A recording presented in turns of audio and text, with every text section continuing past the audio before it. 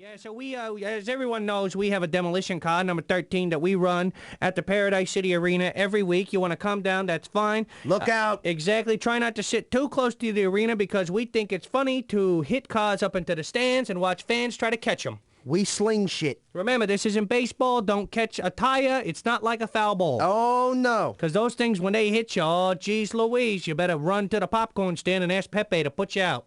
You know what I think they need in demolition derbies? What? I think they need rodeo clowns. Put a guy in a barrel, he's playing a card game, you sneak up behind him, boom, you light him up. The fans love shit like that. You know what I'm saying? He comes out with a bed sheet that's all red, Toro, Toro, Toro. I hit him with, with all the force. I'm in fourth gear by the time I whack him. I put him through the uprights, 3 points. Driving around the arena there, shoot off a homing missile, give him a ride back home. Kids love that shit. They do. A lot of kids come to the demolition derbies and they always ask. The tried and true question is, hey, can I be in a car with you when it does? All the other drivers say, no, not me. Go ahead, get in the back there, buddy. Hop in. There's no seat, so grab onto something that doesn't move. Because here we go. And then, they're all, eventually, by the end of the match, they're all, hey, we're about to get hit from behind. And I get annoyed very easily, so I chuck the kid out as a sacrificial hitter. I got this numbnuts back there chatterboxing me up while I'm trying to get hit in the rear by another car. My radiator's all flushing out. I'm heating up here.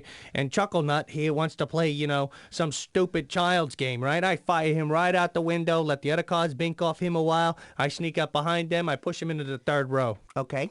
You know what I like to do is I like to, just so that the fans remember our car because, it's Frank and Vinnie Gear Talk Radio, 96.2 Demolition Derby car. Sure. I like to take a lot of duct tape, right? I get a hooker, the ugliest hooker I can find, and I duct tape her to the roof of the car, right? And then I drive around. When I do my victory lap, I drive real close to the outside wall, and all the people in the front seat get to slap her right in the face. Really hard, too, because I do like 60, 70 miles an hour. It works. The fans dig it. The fan, a lot of them tell me, they say, that's why we come. We come to do that, and we come to watch you guys wreck cars and whatnot. We're always the crowd favorite. Oh, easily.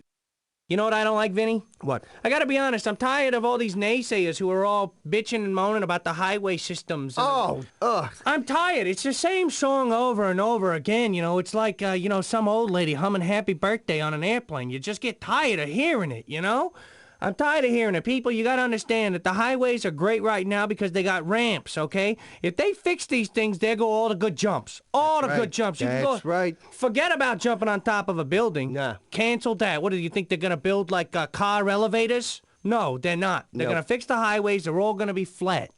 You're going to have that one little bump in the road that you get about 8 inches off the ground, and you're going to think you're, some stunt spectacular guy. It doesn't work that way. Let's leave them like they are, okay? Unless, of course, you're saying let's fix them, and translating the word fix means ramp, then I agree with you. That's totally different. If I were designing a highway system right now, hands down, bar none, I would build the roads exactly like they are, with the exception is I would make some of the ramps bigger. Everywhere. Well, people don't know what they want. They keep saying, oh, they're too bumpy. Oh, they're too bumpy. The ramps are too big. Some of the bridges don't work. There's potholes. And I don't hear one negative thing in any of that. I'm thinking, maybe the potholes are bad, because you can't jump a pothole, right? But the ramps and stuff are great. Where else? Okay, name another city in the entire country that you can jump a lake, okay? Name another city that it's perfectly legal to drive on rooftops. Remember the positive on the potholes, too. Like, how are blind people going to drive? Potholes are just braille on the road for blind people. Lets them know you need to move over. Yep, bump, they hit the bump, I'm home. They know. It's 16 bumps, then I take a left. 2 bumps, I'm home. All right? So, now, unless you want to, ban certain individuals from driving, I would, nip it in the bud right now and zip your lip, It also saves on the street signs. And you don't need traffic lights when you're airborne.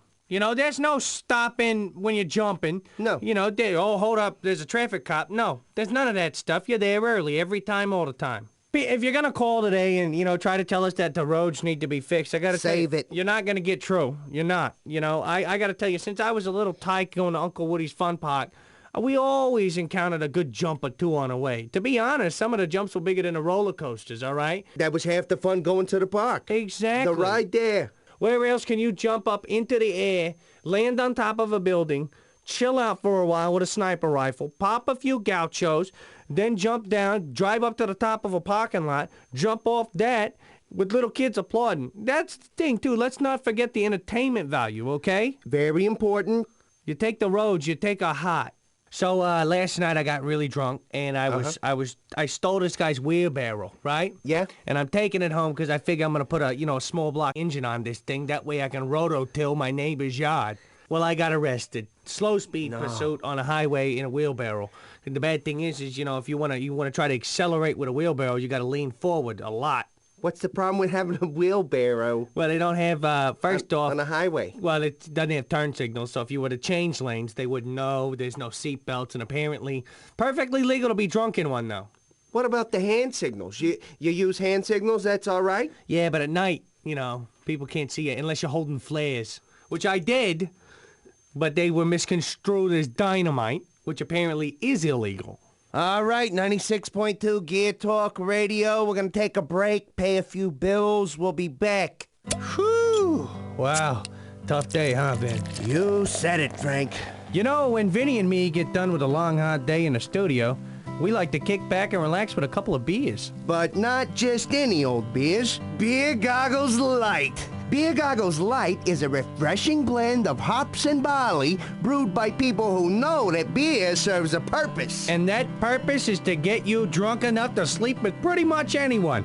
See, the people at Beer Goggles Light have developed a beer that can actually shed pounds off even the biggest men and women. So, if she's not cute now, have another Beer Goggles Light. Or you can do what me and Frank do and take a keg down to the Overeaters Anonymous meeting and party down! Sure, at the beginning of the day, we were sober and sitting in a parking lot with a herd of hoggers, but by the end of the day, we're drunk and having sex with anorexic supermodels. Thanks, Beer Goggles Light. So don't just sit there. Grab a Beer Goggles Light and get the slap in the fat back. Beer Goggles Light, the light beer for a heavy night of partying. You're damn right. All right, I'm here with my co-host, Vinnie. Vinnie, you had an exciting night last night. Hey, what do you say? You know I did. All over town. I'm in and out. Bars, hopping, throwing down cans. Yeah, did you get lucky? Hey, every day I wake up, I'm lucky. Yeah, that's true. That's true. Well, Yeah. we're lucky we got our own radio show here. A lot of people work in the business or the industry, and they never get to do it. And here, we're two individuals that get to talk about cause all the time. And that is like a blessing, honestly. Ratings came out yesterday. Did they? How we do? Congratulations to the Gear Talk radio station, 96.2. We are 32nd in all talk radio within the Paradise City zone. I knew we could do it. You set a goal and you believe in yourself and your crew, and we went from 116th to 37th. That is amazing. That is good. Guys, hey, a round of applause for the crew.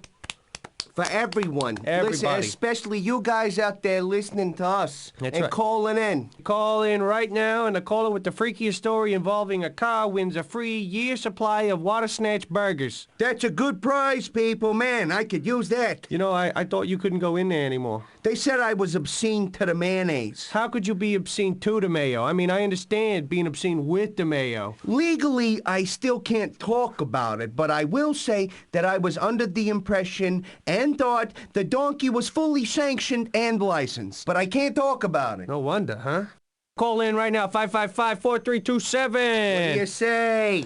Hello, boys. Not you again. Okay, listen, I just have a story for your contest. One time, I was driving, and my camshaft froze up, so I had to manually lube it by hand, and it was hard. Okay, first off, my sweet little mangina, you can't freeze up a camshaft. And then I lubed it. All right, ladies and gentlemen, 96.2 Gear Talk Radio. All the lines are lit up, so we're just going to take a random one. All right, caller, you're on the air. Caller, you there? Yeah. One time I was in this dude's car giving him some oral support. All right. When all of a sudden, bam, we got up and got hit by this tornado.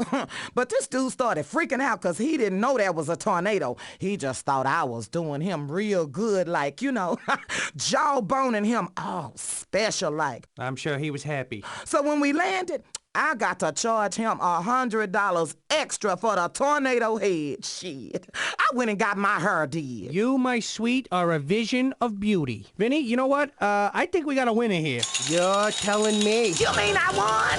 That's right, my precious. You are the winner of a free year supply of Water Snatch burgers Compliments of Gear Talk Radio. Oh, I'm getting all flushed. I ain't never won anything before. Well, my sweet, today's your lucky day. Oh my gosh. I'm coming down there. Right now, I'm gonna give you boys some complimentary jawbone. And Well, you better take your teeth out, 'cause I got a big cock, lady. when it's gonna be real nasty and good.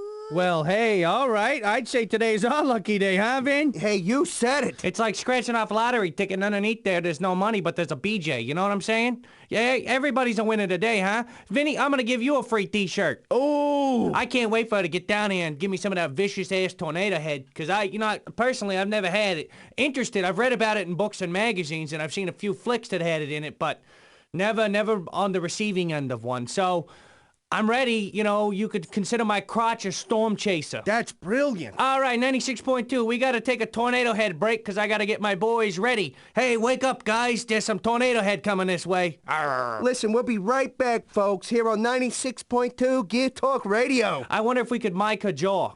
We get a sound guy on that? Vin, for years, people have been using banks to cash their checks, oftentimes having to deposit it and wait days until the check clears. But I don't have a lot of time. I need my money now. What am I gonna do? Well, you could wait 2 days until the bank trusts you enough to give your money back to you, or you can walk down to Boing, your check cashing solution. Okay, what if I have an out-of-state check? You got it. For a small nominal fee, the people at Boeing can cash any check you bring them. Oh, really? What about an out-of-state check that's 2 years old? Ka-ching! Cashed! And I have no identification? Ka-ching! Cashed! And I have a criminal history. Ka-ching! Cashed! The people at Boeing Check Cashing aren't afraid to cash your check. They'll cash any check, big or small. Man, this place sounds great. Why do people still use banks? I don't know, maybe they're retarded. And remember, if you knowingly pass a bad check in a state bank, that's a federal crime. But at Boeing Check Cashing, you'll just get your check cashed every time, all the time. Hey, Boing Check Cashing. You just got yourself a customer. Ka-ching! Cashed! All right, we're back. 96.2 Gear Talk Radio. Frank and Vinnie here, taking your phone calls, reading some letters. All right, caller, you are on the air. Hello, gentlemen. How are you doing this lovely evening? Not too bad. I got an itch. Well, you better scratch it then. Yeah, I was trying to, but it's on my ass. Okay. I got it. All right, go ahead. Sorry. I have some problems with children in the area ringing my doorbell, so I was contemplating buying some mines. What would be the best kind of mine for a situation like that? Sir, what I would do is I would go up into the mountains, right? And I'd find me a bobcat or a mountain lion, Get a big one. right? I would, stun it, don't kill it. Strap it to the hood of your car, bring it home, right? Then you get yourself a truckload of sand, right? You spread the sand out evenly throughout the yard. Be careful with that sand. You let the bobcat go, right? So when those little kids come up, that bobcat goes crack happy on them and just eats them and then buries them. Next year, you could possibly win Yard of the Month because little kids are great fertilizer. Now, they take about a year to start fertilizing a plant. Sorry, I'm joking with you. Come on. Where are you going to get a bobcat? But what I would do, I would take some detonation mines. I'd spread them evenly out throughout the yard, right? Then I'd sit there and look out your window and wait for those little pricks to come up and try to ring your doorbell. Ding dong, hello. And let them ring it. Go ahead, because, you don't want to wait till they get halfway to the yard and blow them up, because the other kids are going to see that. Let the other kids think that the mission was successful, okay? So the kid comes up, he rings the doorbell, boom! You blow his kneecaps off, he's all swimming around, oh, I'm dying, help me. You go out there and kick him right in the balls, release the bobcat. Here it comes. Then the bobcat buries the kid, right? Again, Yard of the Month. Classic. And why we're on the subject of mines, let's discuss these right now. Laser mines, trip mines, detonation mines, concussion mines. I always like the concussion mines because it's funny to see someone sit there in the middle of a seizure, flopping around like one of them smallmouth basses you pull out the lake, and he's flopping around like, yeah, you could have him hold your chocolate milk and shake that up real good. Okay, here we go. We're going to talk about det mines. The detonation mine, det mine to those on the street. This thing is awesome. I like it. There's something to be said about a weapon that you can launch, or actually you lay down a mine. You lay this down, and then at your leisure, you can make it explode just by pushing your button. Boom. If you want to lay it down for 2 seconds, say they're right behind you. You drop it, boom, you blow them up. Now, if you want to just lay a few down on the corner, tuck around and wait for someone to come around and then blow it up, you can do that. It's an optional. It's an optional thing. At any point that you decide to ignite this, it will work. It's up to you. You do it at your leisure.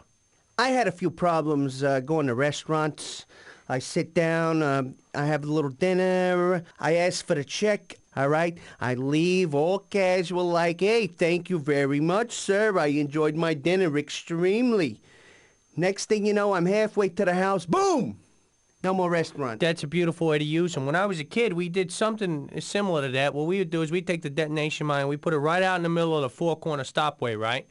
And we put it there, and then I'd get this can of tuna, and I'd stick that can of tuna out there, and all these little cats and squirrels and, you know, all the animals of the foresters and shit, they come running, and they eat this thing, and we'd wait till there was a whole lot of them, and then I'd push that button, and I'd blow them all up, and I made my mom a fur coat. Bam! For Christmas, and she got it, and she cried, and it was one of the best. She still has the jacket. It's probably the warmest thing she ever had, but thanks to the det mine, I was able to give my mother a great Christmas present, and now what we consider a family heirloom. That's so touching, Frank. Exactly, and who thought that you could use a weapon such as this around the holiday season? You know, a lot of people are intimidated by weapons, but this one is one that kind of, it gives back. You know, you can lay it down, leave it, and then blow it up later on. And it's your decision. No one can tell you, you know, the weapon doesn't make the decision for you. It doesn't say, I'd like to blow up now, sir, please, raise your hand. No, it doesn't do that. It's up to you. You are the judge, jury, executioner on this one, all right? You're the boss. Make the call. You know, sometimes when I'd be getting chased, I'd drop as many as I could. You know, I'd drop 3, 4, 5 of them, and I'd have this nice little trail. Okay. And then I'd just sit back. I'd cut a 180 so I could view where I've dropped them, and then the vehicle chasing me, I'd just sit there and boom, boom, boom, boom. And by the time he hit the fourth one, he was completely engulfed in flames, so I really don't have to worry about a guy who's on fire shooting at me. That's why I just love this weapon. I can't say enough about it. All right, next weapon we're going to talk about here is the laser mine. You know, there's nothing that I like better than actually laying down a laser mine. There's something manly about a laser mine, to be honest. It's very sexual, you know, it gets attention. I like to lay my laser mine down in, like, say, an alley. You know, you can do it anywhere now. You could lay a laser mine on a major independent highway, or you could lay it down in an alley. It doesn't matter, because once the guy drives through, it's going to blow him up. And most of the time what it'll do is it'll blow him up and it'll lift his back tires completely off the ground. And as we all know, unless you've got a front-wheel drive car, that car ain't going nowhere. Advantage to the guy with the laser mine. Simple as that. You know what else I like about the laser mine? It's very similar to the mag mine in that you can leave it and forget it, and it does the work for you. Forget about it. The benefit is the mag mine's going to go off in a couple of seconds after you drop it. It's just Right. going to happen. You don't have any control over it. That's however, the way it works. Right. With the laser mine, however, it doesn't go off until somebody crosses the laser. Exactly. It sets up a perimeter, if you will, with the laser from building to building. You could bounce one off a tree. You can set it up anywhere. So long as the laser stops, then it goes across the street. Now, if a squirrel touches this laser mine, let me tell you, you're going to be eating squirrel for about a week, okay? But the laser mine is one of the better weapons. I actually got my laser mine as an anniversary gift from my wife, and in not the nicest of ways, because I used to sneak out of my house to go clubbing and drinking. Right. You know, back when I used to do that all the time, and my wife kept saying, "You snuck out last night." I say, "Hey, no, I didn't. You were sleeping. How did you know that?"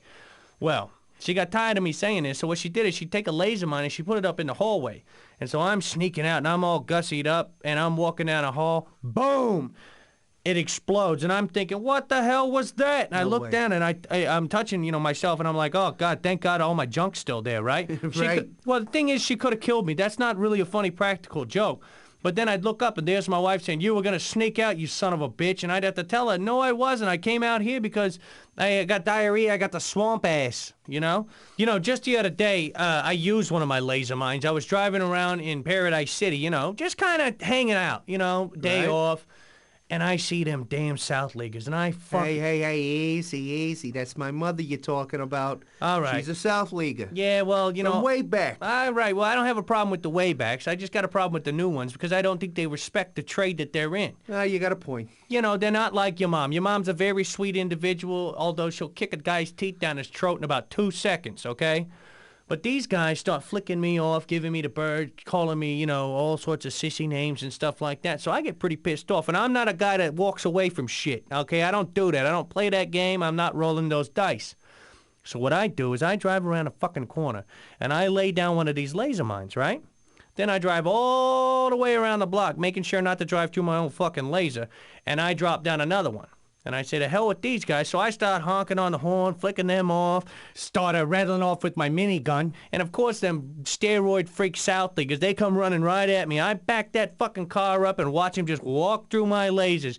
And by the time they could get to me, every one of them was dead. Now, had they looked down and seen the laser, they probably wouldn't have done that. But then, as we all know, the South Leaguers aren't exactly valedictorian Mensa members. You're right about that. Truthfully, I wish I could lay about 10 of them on the way home, and then everyone behind me just gets nuked up, because I don't like driving in traffic, right? It's a pain in the ass. It's beautiful. People don't even know. They say, hey, what's that interesting red line there? I don't know what that is. Boom, they're lit up like crazy. Now they know. You know, they use those at my school.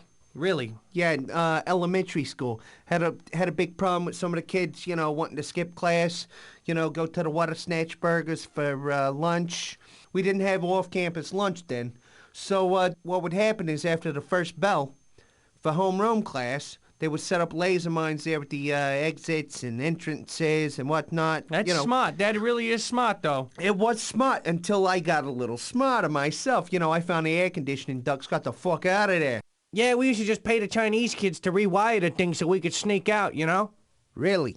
All right, so we spent a good time talking about the laser mine here. Now I want to jump in head first about this mag mine. That's a good one. You drop it down, the car drives over, it attaches itself. This little thing weapon is very smart.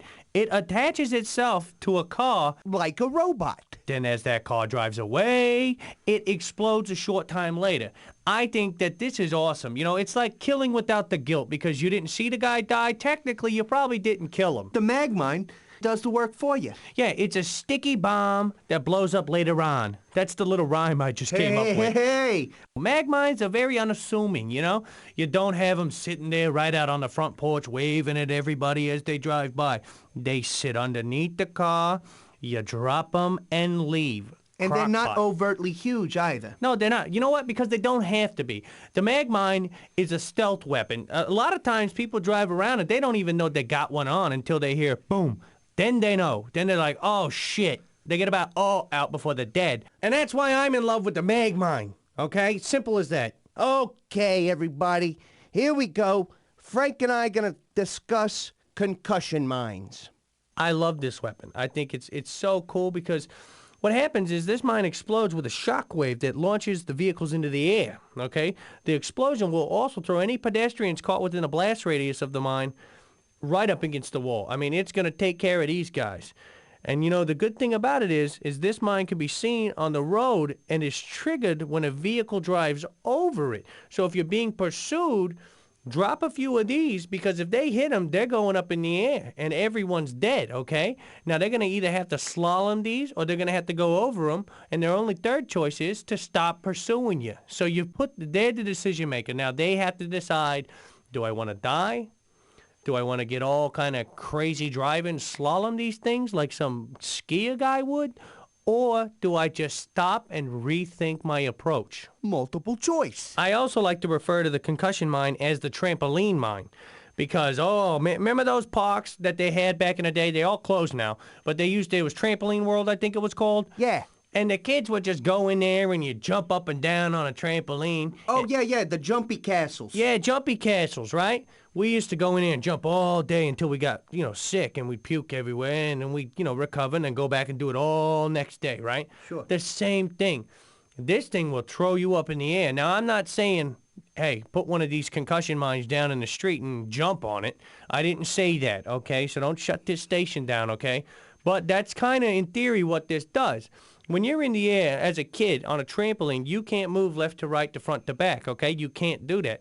Now, you take a vehicle and you throw it up in the air, it can't even accelerate, it can't brake. If they're launching a weapon, there's a real good chance that they're not going to be able to target you correctly when they're in the air. Hell no. Because it's not an airplane, it's an automobile, okay? This is awesome. Concussion mine, a.k.a. the trampoline mine. I tell you, I love this. You know what I like to do, Frank, in my spare time? I'm a little bored. want to spice things up a bit. You know the docks over by, over in Ballistic Canyon? Yeah. Yeah. They got a lot of ragamuffins roaming around there, whatnot. Unsavory characters, I call them. Exactly. Menaces to society. What I like to do is I like to lay a concussion mine in the middle of those guys. Watch them shoot off into the water over there. I'm telling you, it's better than a movie. I think that's a great idea. We may have to do that on the lunch break today. You know what I like to do with the concussion mines is I'll set them out right in the middle of a major intersection, right? Ooh, yeah. And, you know, I'm not chasing anyone. No one's chasing me. I'm just trying to have a little fun. Sure. On the weekend, you know. Uh-huh. I lay it down there, and then the first car to hit it, that's the enemy right there. You blew up my concussion mine. Where do you get off? So I've already got one hit in on this guy. Innocent or not, he's dying, right? So he hits my mine, boom. When he's up in the air and he can't peel out or turn around or hit his brakes, I light him up. And that's that. He goes in the air. When he comes down, he is a carcass. The grand prize winner. All right. Well, that pretty much does it on the mines. I hope everyone learned something. I did. I'll tell you this. For a guy who thought he knew everything, I learned quite a bit today about mines, you know, and I'm not going to overlook them in my next weapon selection. Laser mines, mag mines, concussion mines. And the debt mines. Exactly. The debt mines. They're awesome. They're great. So remember that. And don't be afraid to call us anytime you want. 96.2 Gear Talk Radio. That does it for the mines. Exciting, informative, innovative. Also, if you maybe have some information, maybe a question that we didn't touch on here today, don't hesitate. Dropping us a line at P.O. Box 23574-918, Paradise City, zip code 3. Don't be afraid to call us at 555-4327 or the letters GEAR for Gear Talk. All right, we got some exciting things going on today. I'm going to take the next caller that calls in right now. Caller, you're on the air. You have a comment or a question? Hey guys, yeah, I was just calling in to say I love the show, and I got me a tornado over here and a flat cannon on the front, and I'm just driving around and blowing some shit up. Hey, you know, that's what I'm saying. Take the day off, blow some people up. You know what? Now, if it makes you happy, then more power to you. So I don't think that we should judge you. I think, to be honest, if I wasn't cooped up in the studio right now, there's a good chance that I'd be tanked, driving around in my Blade, and, you know, barbecuing a few people with my dashboard hibachi, you know? Oh, yeah, man, I completely understand. You know, happiness is a numbers game. The more people you kill, the more your numbers go up, and the happier you are. Yeah, see, I agree with that, you know? I really do. Vinny, you know, any comment here? I'm a little confused. About, you know, what's confusing about, you know, enjoying, you know, your day off by blowing a lot of people up and, you know, just having fun, you know, being reflective, if you will. Well, you know, I mean, I think we lost a little bit of the fantasy. Yeah, I could kind of see where you're coming with that because, you know, it used to be that, well, just for instance, when I was a kid, I used to sit on top of the roof of my house because my dad wouldn't let me sleep inside. And so I had a lot of time to think. And I'd think to myself, you know, one day I'm going to grow up to be this great guy who's going to have this really kick-ass car and a radio show, and I'm going to blow up people. Sure. That's my hobby. A lot of people would say, you know, that's my job. I don't want to do that. That's my hobby because I enjoy that. Right. And now here I am. And I'm not afraid to say this, that I enjoy blowing people up. You know, people piss me off. You know, I hit them. I hit them with whatever I got. I like to hit them with the scattergun because that really freaks people out because it's so loud. Boom! And they, oh, God, then they're dead. Then they don't know. I enjoy that. Am I a criminal? No, I don't think I am. I don't think you are either. I understand the fantasy thing, though, because that is kind of, you know, brought it down to our level now. It's not this unreachable goal. Like, Right. When I was a kid, I wanted to be a Merlin. You know, I wanted to be, you know, a guy who could cast spells and do all that kind of Eye of Newt shit. But that's not realistic. I can't become one of these guys because, you know, open the paper. No one's hiring for Merlins. It's a dying breed. It really is. And, you know, to be honest, you'd have to work a lot to be a Merlin. I mean, you'd be in the, you know, casting spells and whatnot constantly. It's like full-time work, you know, for part-time pay, and I'm not going to do that. So I got this radio gig. But what I'm saying here is I think, sir, don't judge yourself. I don't want you to feel guilty. I don't want you to sit at home saying, yeah, am I doing the right thing? Save the trees. It's not about that. You need to know that you are doing a service because a lot of these punks that you're wasting on the street are assholes to begin with, right? Am I right? Hell yeah, you're right. Matter of fact, here comes some assholes right now. Hey, I gotta go. Gotta waste these motherfuckers. All right. Well, hey, thanks for the call. Hey, again, another great call right there. Great stuff. A man who's not afraid to drive around listening to the best radio station, number 37, I might add. 96.2, Gear Talk. 555-4327. As some of you listeners may know, last night, my wife decided to leave me. No, Frank. Yeah, you know, she... Sorry to hear about that. I wasn't too sorry. You know, No? yeah, about halfway through, I'm divorced. I was like, okay, go bye. See you later. Go ahead there. That simple. I already had his shit packed, honestly. I was kind of hoping. Really? That's the only reason You why... saw it coming? Yeah, that's the only reason why I crapped on a mom-in-law, you know. Ah, Frank, I'm really sorry about that. Yeah, you know, it's not your fault. You know, it's not really my fault either. It's hers. What happened? I'm curious. Well, all right, we're sitting there, and we're watching, you know, the kids play outside, and, you know, then there's some old people, and I said, hey, let's walk over there and stab one of them. And she gets all in my face, hey, that's wrong, and whatnot. And so I say, all right, what do you want to do? And she wants to go inside and make love. Uh-oh. Well, I'm not the biggest fan of this woman. I love her, but I'm not a fan. So I go inside, and we cook up some stuff, and we get into bed, and she says, say something sexy. And I said, all right, I think you're stupid. And she says, that's all you got? And I says, and I think you suck. And sometimes in the morning, your breath stinks. And so I'm talking dirty. Things are getting real hot now, and I'm laying it on thick. And I says, I like how your toes are hairy. And she got mad. She asked me to talk Really? dirty. Yeah, but that's the thing. Is it my fault? But she asked you. Yeah, and the thing that did it is like, all right, we're making love, and we're there, and she says, well, say something nice, you know, about me. And I said, all right. Why didn't she make up her mind? I don't know. She's confusing the hell out of me. Right. So I'm thinking about, you know, she says, say I look pretty, you know, I've lost weight. And I says, okay. So I'm thinking, I'm racking my brain. And I says, oh, it looks like you got a grizzly bear in a leg lock. And she slapped me for that. What? For a moment, I almost shot it with my sniper because I honestly thought a grizzly bear had snuck up into our sleeping bag and crawled up between her legs because it was hairy. I think we still have troops in there. There's like a POW camp in there. I wanted to go in there and, you know, save some people, but I didn't want to go in there and get lost. Yeah, 'cause sometimes people don't come back. Yeah, you know, it's not too bad because now I'm a single guy. I got a good car. I got a good job. Radio hosts call me all the time, looking for free stuff. You know, of course she's gonna call me probably tomorrow, wanting to get back together and stuff like that. You know, you go home, you get to do what you want when you want to. Me, on the other hand, I'd walk in and she'd be sitting there sweating. And I'd say, you get off that couch, you fat piece of shit. And then she would just yell at me for no reason at all. She'd yell at you. For no reason. I walked in, I didn't want to argue, very peacefully said, stop sweating on my couch, and all of a sudden she attacks me. I don't understand women sometimes. Like you were the one sweating. You always have to blame the woman because it's her fault. That's how I look at it. You know, guys are into cars and guns and beer and scratching, you know, stuff like that. The classics, you know, more of a cerebral thing, if you will. Yeah, I have to agree with you on that one, Frank. Women, on the other hand, are into yelling at you, complaining, scratching. They like to scratch as well, and telling you what you can do and when you can do it, and telling you when your friends can come over and when they can't. They're like the vagina police. Vagina, please? Yeah, vagina police. And, you know, I'm a SWAT team, suburban white alcoholic trash. And she's got a problem with that. So, you know, I think it's like water and oil, you know, so I had to go. So now, single man, I got to look for a new place, you know.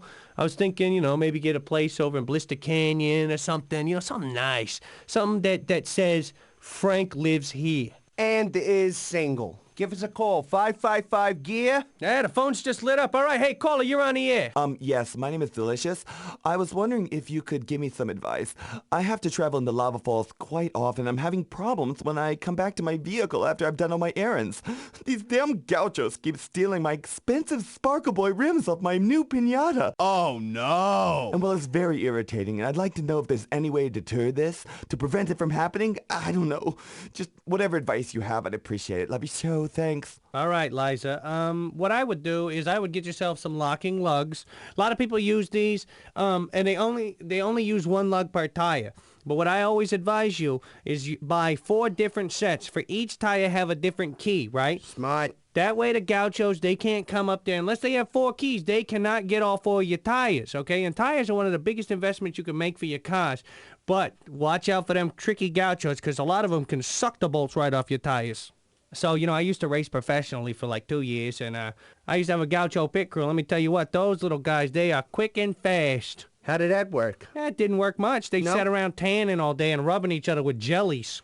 You know, I'd be down a few laps, whatnot. And, you know, you can win or lose a race by pit crew.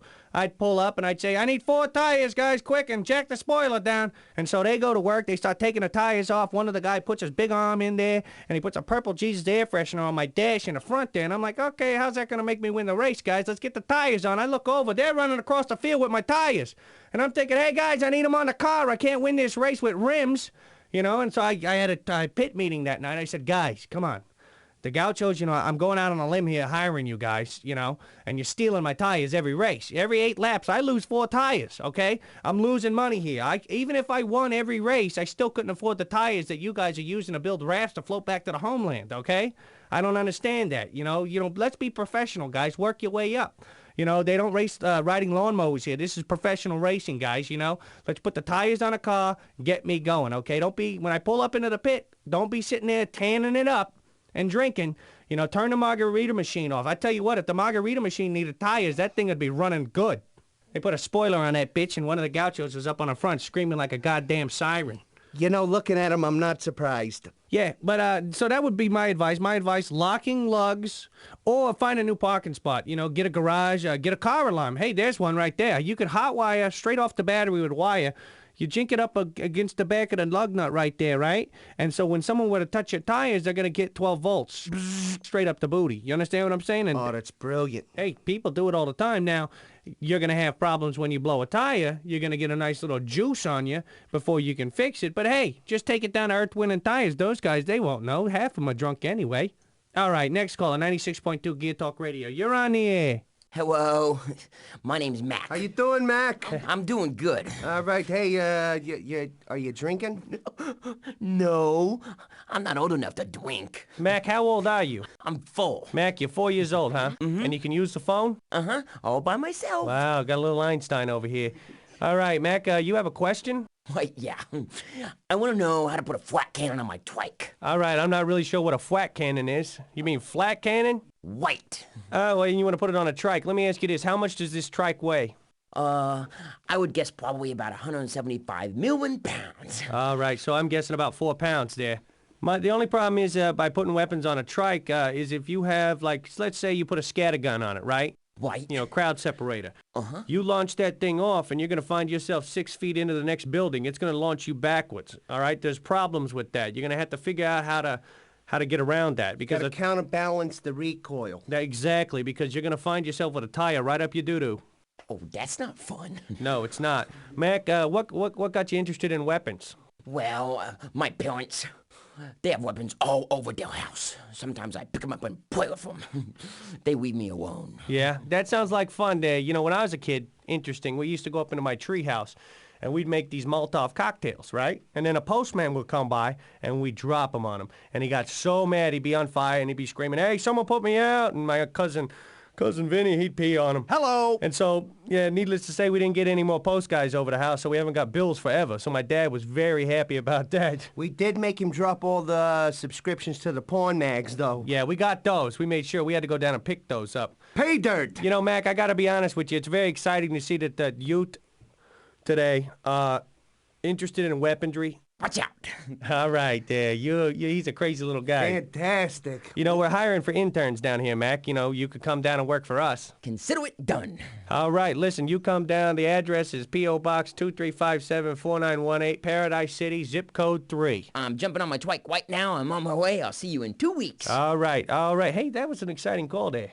You know what? It's reassuring It is. when you get a phone call like this one. You know, gives you faith in the future. Yeah, you know, just when you thought, you know, that things are going downhill, you know, everybody's killing everybody. Right. Then you get a call like this, and it makes you kind of sit back and really go, you know, there is hope that one day it's not going to be so bad. Kids will rise up with their weapons and start controlling this beautiful land that we have. And Mac, I think Mac is very inspirational. That's why we're 37th in the ratings. That's right. People like Mac. Yeah, not only do we answer questions about vehicles and weaponry, we get a little deeper. That's right. We help the youth. I like the, you know, and this may sound egocentrical, but we do help the youth. When you look at it from afar, a lot of people say, yeah, you guys are just constantly talking about, blowing people up and hitting people with cars and stuff like that. But I think we go beyond that. When someone like Matt calls up and has a question, we help. We reach out to the kid. We almost give him a hug, if you could do that on radio, which you can't. But that's not my point. My point is that we help that kid. And one day that kid is going to go into a bar and blow someone up. And I hope he thinks about us, honestly. I'm getting a little emotional, but that's all right. Frank, it's all right. Take a second. Control yourself. Listen, you're listening to 96.2 Gear Talk Radio. 555 Gear. Call us up. We're going to take a break. Want to go where all the action is? Then you want Hotters. Hotters, Hotters, Hotters, home of the tiny, tiny shorts and big wings. That's right, wings. The best prairie dog wings in Loserville. Check out what some of our hot waitresses have to say. Ooh, Hotters. Oh, I love it here. I don't wear any pants.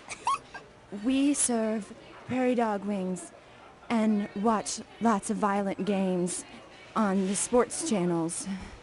Come eat my wings. I mean, our wings. She's new here, but she doesn't wear any pants either. And she's got big wings. That's right. We got the best wings in Loserville. Hotters, Hotters, Hotters, home of the tiny, tiny shorts and big wings. All right, 96.2 Gear Talk Radio, 555-4327, or the word gear. If you want to write us, P.O. Box 235-74918, Paradise City, zip code 3. I'm excited about this next call, and I think you will be too, Vinnie. Caller, you're on the air. Yes, hello, Vinnie? This is your mother. No, don't. I told you, don't call me while I'm on the air. Yeah, well, I'm calling because I haven't talked to you in so long. Yeah, that's right, because I got a job. It's called radio.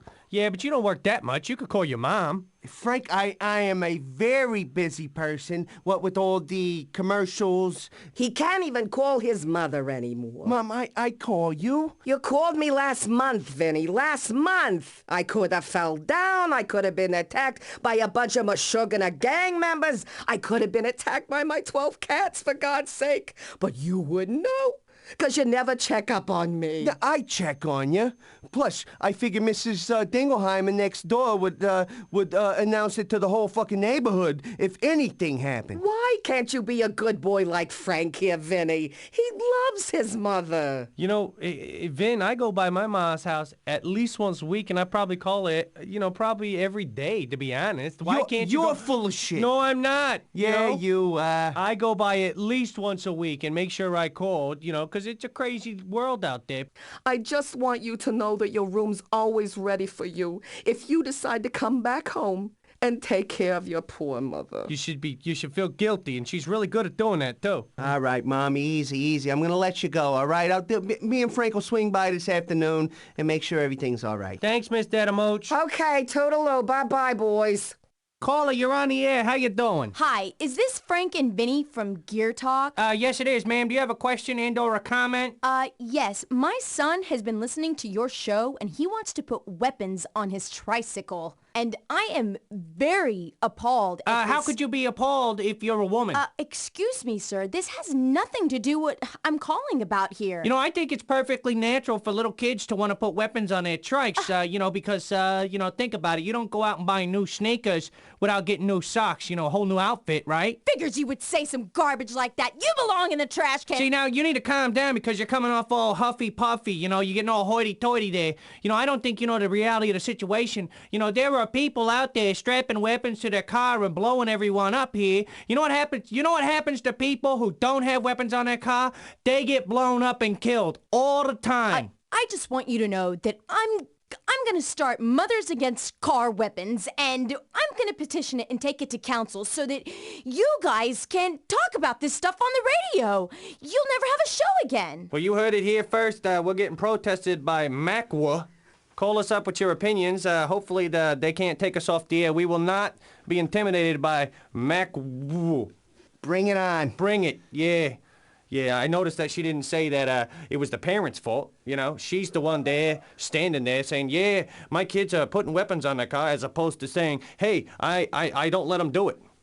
Not a word about restrictions or punishments. Where's the guidance? Exactly. What I would do, honestly, I'd say, listen, you kids can't have it on your car. And if they disobeyed me, I go in there with a white phosphorus grenade and light them up. Always does the trick. That's what I'm saying. You know, a little discipline, you know? You gotta spank your kids. Some people spank, some people light them up with a point defense charger. That works. I like to tell them dinner's on and then spray the floor with the oil discharger. That's funny. I remember last Thanksgiving, I come over to your house and you're sitting there and you're giggling and your wife brings out the turkey and we're all sitting around and I'm really hungry by this time, you know, because I drove there and got shot out the whole way. I finally get to your house. Your kids are running around like a bunch of monkeys and I'm sitting there saying, hey, where's the stuffing? And you start giggling even harder. Boom! A light rocket goes off inside the turkey. I thought that was brilliant. And your kids were crying and they didn't understand why the turkey exploded and you just sat there giggling. It was so hard to keep that a secret because I knew that was going off soon. It's a good thing you quit drinking. Yeah, well, you know, ever since that accident with the surface-to-air missile. That's true. That's true. How'd those stitches end up? Well, they got taken out early. I got a big scar. Yeah, your eyebrows grew back, though. I always wanted to do a TV show where you take a 4-year-old baby, right? Okay. From every walk of life, you know, you got them all. You got a melting pot of baby, right? Okay. Take them and put them on a big mountain somewhere in the jungle. Okay. Leave them. Leave them. The last one standing gets $1 million. That is a TV show I'd watch. They're making tents out of diapers, you know. They you know, the ones that just play all day, well, they're not gonna last. Survival of the fittest. Yeah, you know, one of the guys, you know, he sits over there and he's the only one who's potty trained, so, you know, he doesn't have to sleep in his turd, you know, that attracts animals and whatnot. Sure. I would pay to see that. Toddler, you know, island or something like that. One of them better learn how to make steroids quick. That's true, because they don't have a chance. You know, they could get eaten by like a squirrel. Oh, yeah. You know, I think they're a nut or something like that. Tuck them up in a tree, you never find the guy. Watch out for the blue crabs. Yeah, you know, I would do that, though. I would watch it. It'd be fun just to watch them cook. You know, because, you know, at that age, they're all about fire. You know, they'd light the fire, the food would be cooking, and then one of the kids would grab the matches and burn down the village. Just cuz. And then he denied he did it. He said, I didn't do it. And we got you on tape. Busted. You did it. That's some other survival kid. You know, that's not me. Prove it. You know, can you imagine being on an island with 8 kids? No. I wouldn't either. I can't imagine being in a daycare with 8 kids. Nope, not even one, to be honest. No. They always ask those stupid questions. You know, why is the sky blue? Right. You know, how come birds fly? You know, how come you drink so much? You know, why do you always yell at my mommy? Mind your own business. Exactly, kid. Go get a newspaper if you want it to be informative. You want to live on an island? Yeah. You could be on the show. Exactly. I say move them. Like one time I made my kids sleep outside to teach them the value of $1. You know, because they said, Dad, the roof is leaking. Aren't you going to fix it? And I says, hey, I worked all day. I'm going to sit here and I'm going to go to sleep and then I'm going to call a repairman to come do it. And they said, oh, Dad, you can't fix it? And I said, nope, I tell you what, now you're sleeping outside until the roof is fixed. You fixed that problem, didn't you? Exactly. He was 6 years old, and he says, I don't know anything about roofing. I says, well, you know what? You can't come in until you learn. Needless to say, about 18 months of sleeping out in the front yard really rubbed off on this kid. I got a new roof out of it, which I didn't have to pay for. Now he doesn't say a word to me. He doesn't speak. If the toilet could explode on his face and he wouldn't come say nothing to me, he'd say, oh, it just doesn't flush right. Something like that, because he knows you're sleeping outside. But I bet he can sling a hammer now, can't he? Exactly. You know, you learn a trade. He knows how to drive a nail. To teach him to drive, I locked him in the garage for a month. And I locked him and I said, you have to learn how to start this car and drive through the garage door to live. And I'll be damned if a month later he didn't know how to drive that car. He figured it out, huh? Sure Carbon did. monoxide didn't affect him that quickly, huh? Not really. He just slammed right through the garage door, and then, you know, of course, well, now he broke my garage door. Another month outside. Now he gets to repair that. Exactly. But when he gets 10 years old, he'll know how to do that, won't he? Exactly. By then, I hope him to be a foreman on a construction site, something good like that. At least. Build his own house, move out, you know, have some ugly kids. He'll be on that path. Exactly, like his old man. All right, 96.2 Gear Talk Radio. Frank and Vinnie in the studio discussing weapons, giving you everything you need to know about every weapon possible. That's right. That's right. It's been a great day, guys. I mean, it really is very informative on the calls. And kudos to Vin over here for knowing a shitload about weapons, huh? Thank you very much. Frank, you're no slouch yourself. Yeah, well, thanks, you know. You got another weapon here? I see that you got on your list the flamethrower. I really believe that it's a versatile weapon. Anyone can use it. Our little nickname here in the studio, we like to call it the dashboard hibachi. Okay, let's say this, that you're driving down the street and all of a sudden this truck cuts you off, right? It'd be the last thing he did. Now, you don't want to launch a weapon off that's going to wake everyone up or get the law dog attention. You know what I'm saying? Right. You know what doesn't make noise? Flamethrowers. They don't make any noise. You hear a... That's about it. You know, somebody thinks, hey, is someone barbecuing? Yeah, that guy right there is. And he's almost done. Hey, can I get some potato salad with that? If by some reason the flamethrower genie came down and said, here's a flamethrower for free, I would not kick this weapon out of bed. Definitely not. The good thing, too, is, you know, pedestrians, okay? You really don't want to waste a bullet on a pedestrian. That can get expensive, right? Right. The flamethrower, fire is free, my friends. Fire is free. And you know what I like? I like the smell. I gotta be honest, I like the smell of the flamethrower. There's just something about it. It makes you dizzy. Dizzy with love. Yeah, one of my favorite things to do is I'm not a real nightlife, go to the clubs kind of person. You know, I don't play board games. You know, I don't like to really, do a lot. I know you don't, Frank. But one thing that me and my wife enjoy doing is, on a cold night or even a hot night, it really doesn't matter the temperature, we kind of bond together we get in my old car. We light that flamethrower up, and we drive around, and we cook people. Well, we have a tremendous giggle about this, because that's how we met. I accidentally cooked her dad, and she was like, well, I need a ride home, and then I banged on the way home, and next thing you know, married. What a bonding experience. Well, it's love, but what we do is, she tends to she likes to cook bald men. So we'll be driving, shopping around, Right. We'll see a bald guy. She says, honey, pull over. And I says, honey, we don't have time. She says, let me do 'em. And I say, all right. And the funniest thing is, she gets a giggle out of this. She will cook the guy, and he'll come running forward saying, why'd you do it? Why'd you do it? And my wife will look right at the guy and go, hey, honey, look, pork, the other white meat. I like that, the other white meat. Yeah, and to save money on, firecrackers, for instance, right? You could just get yourself a big jug of gas, light that up, back up in reverse, and watch that puppy explode. You know what else? If you don't have a tank of gas, just light one of the vehicles up. That's true. They got a full tank of gas, don't they? Or at least a little bit if they're driving. There you go. I never thought of that. See?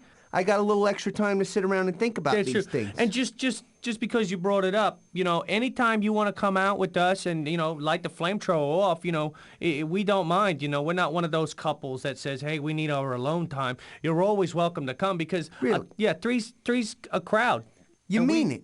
Oh, I totally, from the bottom of my heart. If you want to come with me and my wife to cook homeless people and nomads, that's fine with me. All right, it's a done deal. Ladies and gentlemen, this weekend, I'm going to be riding around with Frank and his wife. We're going to be cooking people. That's right. And this is another little wife joke here. My wife thinks it's funny. She'll walk up, she'll drive up to a prostitute, and she'll say, hey, honey, how much? And as the prostitute's walking over, my wife will scream out, Brazilian wax, and light her up with the flamethrower. Yeah. Let me tell you, they go away hairless. Hey, it's cheaper than a salon, isn't it? It's a whole lot cheaper. And fun. That's the thing. It's fun. There's nothing wrong with flamethrowers. A lot of people say, I don't like them because it heats up my car, or, I don't like it's a brutal way for people to die and stuff. And I think, no, you're crazy. It's not brutal. It's very friendly. Yeah, so listen, if you see me and Frank and his wife out this weekend, give us a honk, yeah? Yeah, you honk, we'll cook you. Some people like to play backgammon or checkers. I don't like to do that. I'm not a board game type of guy. I do, however, like cooking people in the middle of the night when they're not looking. To each his own, and to own a flamethrower is a glorious thing. Fellas, it's 96.2 Gear Talk Radio. If you'd like to call in, talk to us, give us a shout-out, 555-GEAR or 555-4327. Right now, before we take some phone calls, we're going to continue talking about some of the weapons. Which brings me to one of my favorite weapons. See, I'm a big proponent of the scattergun. The scattergun to me is like, it's like a good steak. It's meaty, you can enjoy it, you don't have to rush yourself. I'll tell you this, with a scattergun, you don't have to shoot at someone 25 times and go, I hope I got him. You shoot a scattergun pretty much once, and I promise you're gonna get him if you're even remotely close. A blind guy could shoot this thing. That's true. A scattergun, you're launching out a whole lot of big steel balls at them, right? And I'm a big fan of that. You know, anytime you got 120 steel balls screaming at you, you're either in a chorus line or you just got shot at with a scattergun. Right, if you're gonna use the sniper rifle, you gotta be in one spot, you Yeah. gotta be still, you gotta aim, you gotta look, you gotta do this, that, the other. Scattergun, all you gotta do is put pedal to the metal and squeeze the trigger. That's true. And who has time to sit around and wait? Oh, here they come. Make sure they're in the middle of the crosshairs. I got all day to wait. You don't have to do that. You pull the trigger, person goes down, you're home eating steak. With gravy. Boom. Scattergun's cool. What I would like to do with my scattergun is if I could get one of those PA systems for my car. Oh, yeah.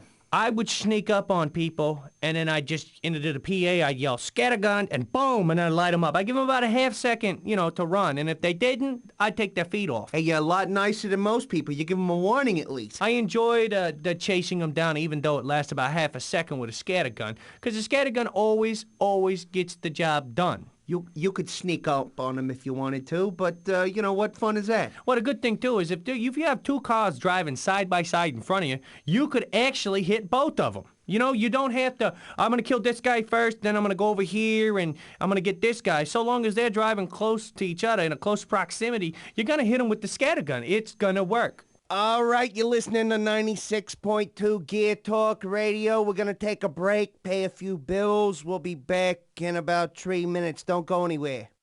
All right, welcome back to 96.2 Gear Talk Radio. As we told you earlier, we were going to answer some letters. And boy, I'll tell you this, we got a lot of letters this week. And we must have got 6 or 7 of these. And that means that you guys are out there listening, and we appreciate you. So lick a stamp and put it in the mail, guys. This is a very special moment for us here because right now, Vinnie is going to do a dramatical reading of an actual fan letter. Vinnie, the stage is yours. Action! Thank you, Frank. This letter comes from Gary Romano from Blister Canyon. I've been driving a tub since before the big one, so I've seen it all and then some. It used to be the only thing you needed to worry about was whether or not the cop was gonna believe you weren't doing the mounds of coke that were always in the back. Now you gotta worry about everything. But thanks to me, you'll never have to worry about those blood and brain stains again.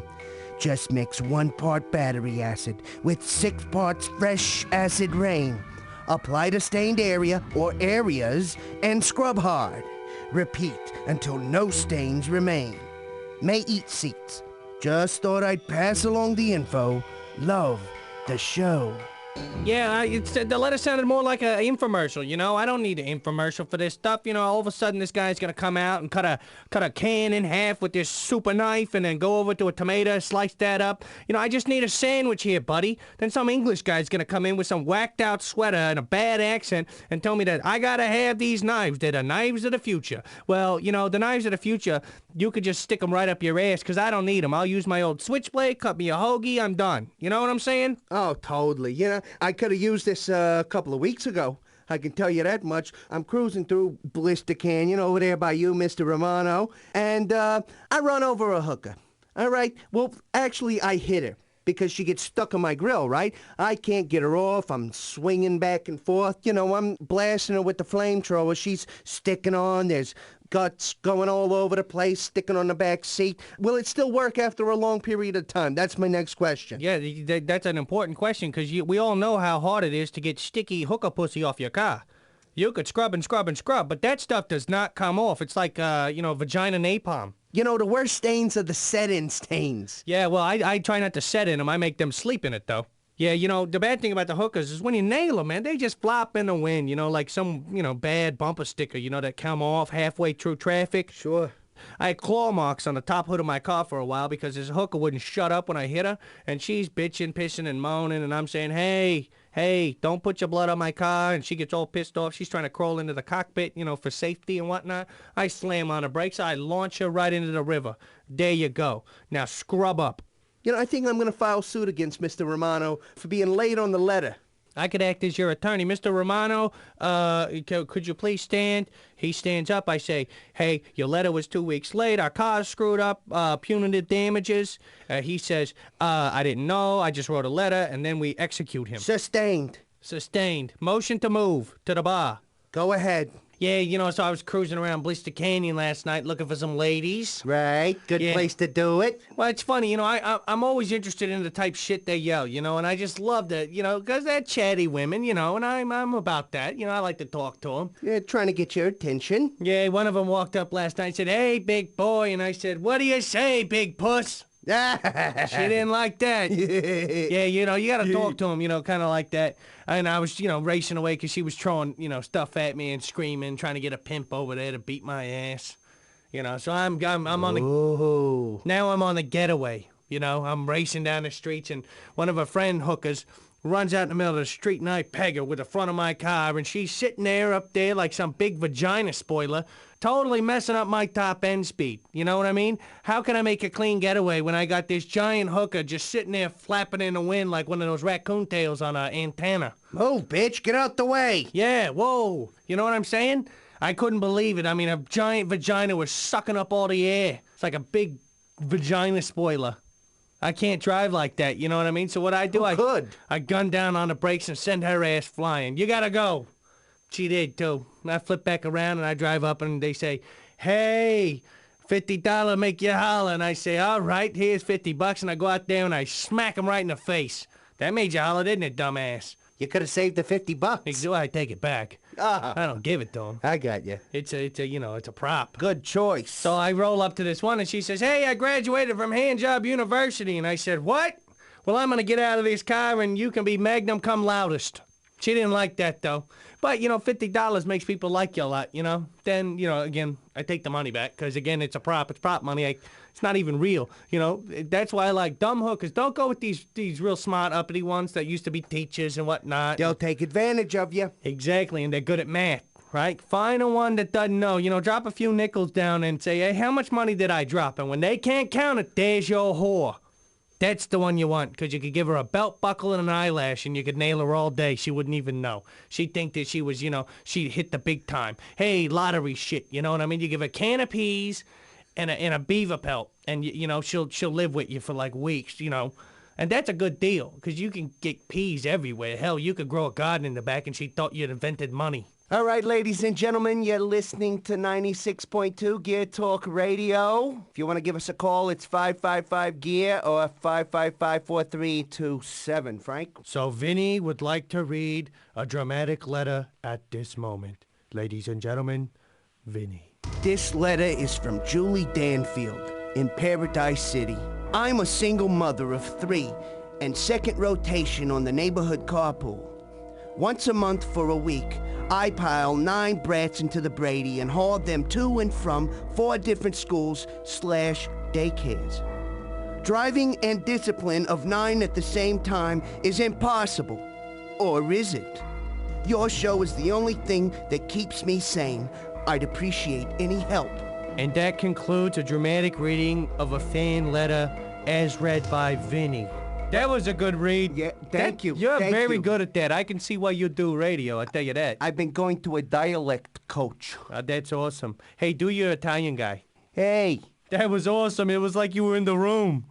All right, so let's, answer the letter here. This is a good letter, It is.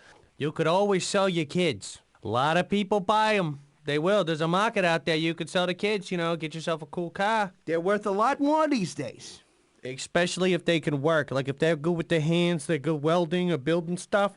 A lot of kids they get building blocks. They do those. Why can't they do it for a living, huh? Put them out there. Get them a hard hat. Get some work boots. Let's go to work, kids. I knew a 3-year-old that could drop a hammer on the nail every time. I met a 2-month-old once that could put drywall up.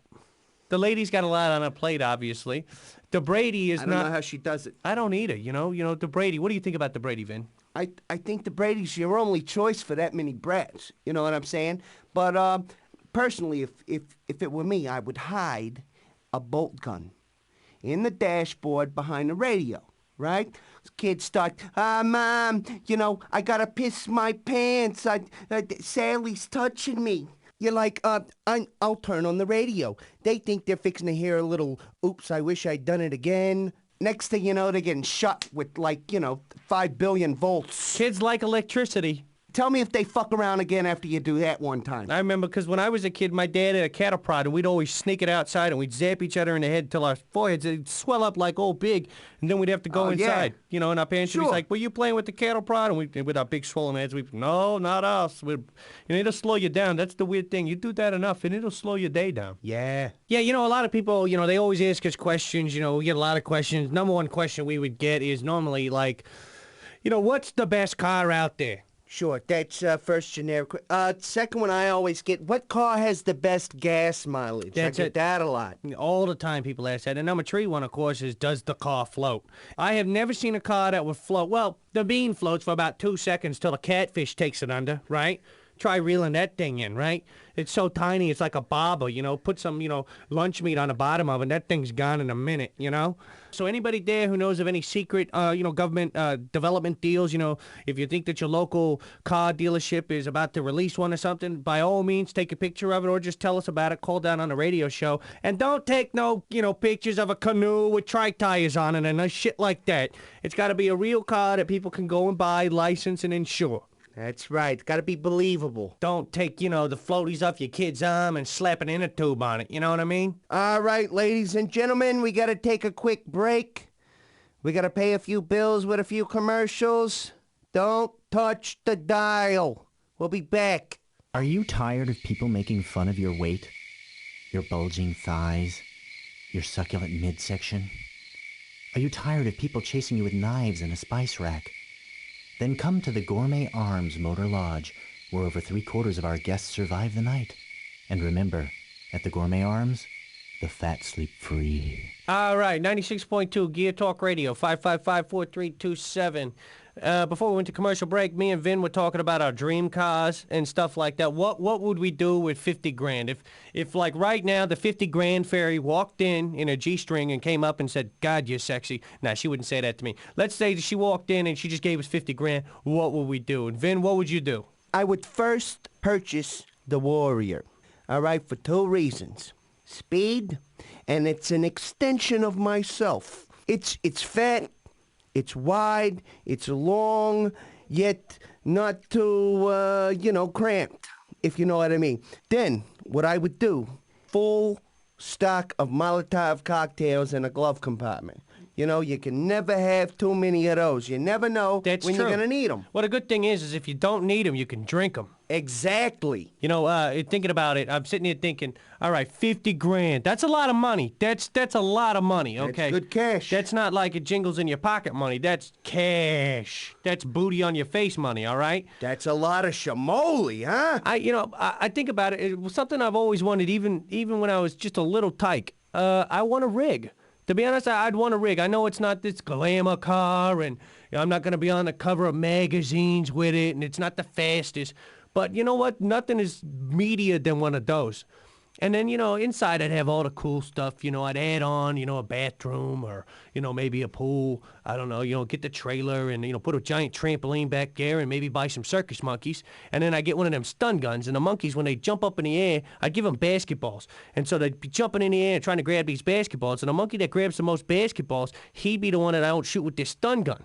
And I'd have my own traveling monkey basketball stun gun game. And I'd be the only guy to have that. And, you know, I'm telling you about controlling the market right there. You know, that's almost a monopoly, so it could end up being illegal. But with the monkeys in the back to protect them from being stolen, because a lot of people steal your trick monkeys, I put a fire on it, right? With cluster rockets and BGMs. But I wouldn't put the BGM in the back because some of them monkeys, they get drunk. Because they drink the Molotov cocktails, they get all hopped up on that funny juice, and they stop jumping around because they don't want to work no more. And I had one of the times he grabbed the bolt gun, and he lit my butt up, and I still can't grow hair on my ass. Monkeys with basketballs, that's weird. I was thinking about, you know, changing the rules of the game, you know, to, you know, kind of keep it fresh for the monkeys. So what I do is I took 9 basketballs, and while they're jumping up on a trampoline trying to get this, I throw in 1 grenade. The monkey that gets the grenade loses. That way, we stop this whole monkey dynasty thing. No one gets the ring 4 or 5 years in a row. Every year, you got a new monkey basketball dunk trampoline champ. It's only fair. 96.2 Gear Talk Radio. Feel free to call down anytime. 555-4327. All right, we got a caller on the air. Caller. Woo! Dude, check me out. I'm on Gear Talk. What's up, man? All right, check him out. Hey, I'd like to send a shout out to all my friends that are listening. All right, calm down there, Lee. Hey, I just want to tell you guys, after you get off work, I'll meet you anywhere and I'll kick your asses. Yeah, I'll race you for pink slips. Really, huh? Yeah, well, okay, well, what kind of car you got there, kid? I get a Sanford. All right, you got a... Okay, hold on. You got a Sanford, and you're telling me that you can beat my Blade? Are you stupid? What? You have a Sanford. I have a Blade. Vinnie has a Cruiser. Okay, these are classic cars. You got a junk truck. I mean, what do you got nitrous in this thing? What do you got? Do you have like 1,000 people behind you pushing? You got 20,000 horses in front? What do you got? No, that's stupid. It's just a normal Sanford, moron. So you got a normal Sanford, and you're calling our radio show telling them that you want to drag race. Are you willing to say right now that you'll drag race for pink ownership of the car? That's right. You're challenging. Who do you want to race? I'll take both you guys. This guy sounds like he's drunk all the time, so obviously he's probably not a good driver. I'm not really, Right. if you want to line up and race for pinks, that's fine with me, but I'm going to tell you this. I'm going to sell your car to an old lady. But as we all know, it's not the car, it's the driver. Me, been driving 40 years, never had an accident, never got blown up. I kick ass, I don't get ass kicked. All right, I'll tell you that. And I know Vin over here with his Cruiser can smoke anyone, right? He's just awesome. Oh, this is going to be easier than I thought. Well, it's going to be real hard for this kid. He's going to lose the first race, and so he's going to have to run next to my car. I'll take the wheels off of my Cruiser, and I'll still whoop your ass. That's right. I'll tell you what, and after I'm done racing you, I'll get my mom with a trick toe, and she'll run alongside your Sanford, and she'll beat you every time. She's quick. She's old, but she's quick, just like your car, supposedly. I know your mom. She is quick. All right, kid, that's not funny. You're talking about my mom, and you got a Sanford.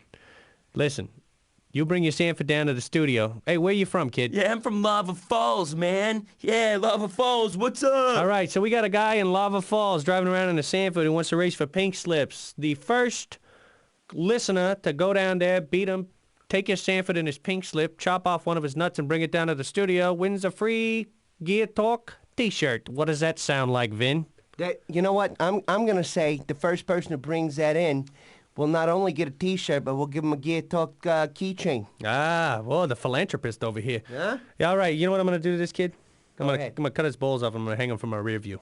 Yeah, fuzzy balls. Yeah, that's right. Roll the dice, punk. All right, 96.2 Gear Talk Radio, 555-4327. All right, caller, you're on the air. Oh, hey, guys, thanks for taking my call. Listen, I was just wondering what kind of car you drive and what sort of gear you got in there. Oh, you want to know what Frank and Vinnie drive? Hey, my pleasure. I love these kind of questions. There's nothing better than talking about what you drive. Exactly. This guy wants to, know what we drive. That's fine. Hey, this is not a problem with us. Vin, why don't you go ahead and take this one? All right. Well, of course, you may have seen me on the road in my 57 Cruiser. You can't miss it. It's candy apple red. Got scoop hood, blower engine. Got 350 4-bolt main, carbon drive shaft, racing flywheel, 4 nitrous tanks, tree on the tree, 22s in the back, 20s on the front, flamethrower mounted on the back end, and minigun mounted on the front. You think that's enough? Well, I'm looking to add a couple of, concussion mines underneath the body there. I got a couple of smoke bombs I'm thinking about putting in a glove compartment, just for safety's sake. I got to say this, that the 350 right there that you're pumping in your Cruiser, right? One of the easiest engines in the world to work on. It's one of the most reliable engines in the world, right? So it's a great, powerful, very, very powerful engine. But it's also an engine that the layman can work on. Anybody could work on this. Nomads could fix this thing, okay? But it's still powerful. It's not like your little 4-banger, your 6-bangers. Nah. It's not. It's pumping. Got 450 horsepower. Jeez. Without the nitrous. Without the nitrous. You guys, watch out. If you see it coming, get the hell out the way, because Vin doesn't mess around, I tell you that. And what with the miniguns mounted on the front there, I clear traffic. Out of my way! Is anyone here surprised that Vin has miniguns? Surprise! Is anyone amazed I don't stand in traffic? True. That is true. What about your car, Frank? Well, tell the people what you're rolling in. Well, I'm a very proud father of a Blade, all right? I just got it. I got about 1,000 miles on it. It's so nice. It's just pure steel, all right? I got the silver one, unpainted steel, okay? I love this car. It's got a 12-cylinder engine, 6-speed. I'm pushing about 800 horsepower, top speed about 209, and it will do every inch of it, okay? Now, that's a mid-engine car, which means it handles really good. But if you're going slow, it doesn't handle so good. The faster you go, the better it handles, all right? I got 22-inch rims on the back, 22s on the front. So it's like I'm riding on a sled, all right? Whichever way they're pointing, that's the way the car's going. I don't peel out anytime, okay? I don't need to. This car will turn a corner like a roller coaster. It's so nice because I can outrun pretty much anything on the road. But if I don't want to run, I could flip this puppy around and light anybody up I want. A lot of people ask me, they say, well, what kind of weapons you got? I got them all, okay? Like a lot of people call up the station, they want to advertise their companies and whatnot. Well, I take full advantage of that, and I get a lot of freebies, you know. I could put a machine gun up on front, a flat cannon, you know. I could run with concussion mines, death blossoms, EMPs. It doesn't matter. Every day's a new day for me in my new blade because I haven't found the right mix of weapons. I am looking, though, and if anybody out there has a blade and, you know, they've got it set up, I'd really like to hear from you. I got smoke bombs, and I got a death blossom. So I rolled that way, and, you know, I pretty much got every base covered. But, you know, what with the aerodynamics on your blade, I mean, you really don't need much else. That's true because, you know, it's so fast, it's almost like a blur. You know, some people say, I didn't even see you come home. It's because I pulled up into the parking lot at 200 miles an hour and no shit you didn't see me come home. Sometimes I launch my missiles, right? And I got to slow down so they don't get up behind me and blow me up. You know what I'm saying? I mean, it's that fast. I mean, I'm hauling ass everywhere I go. I'm always early. Always. I got 12 cylinders just pushing it like a bunch of cracked out horses behind me, all right? 800 horsepower.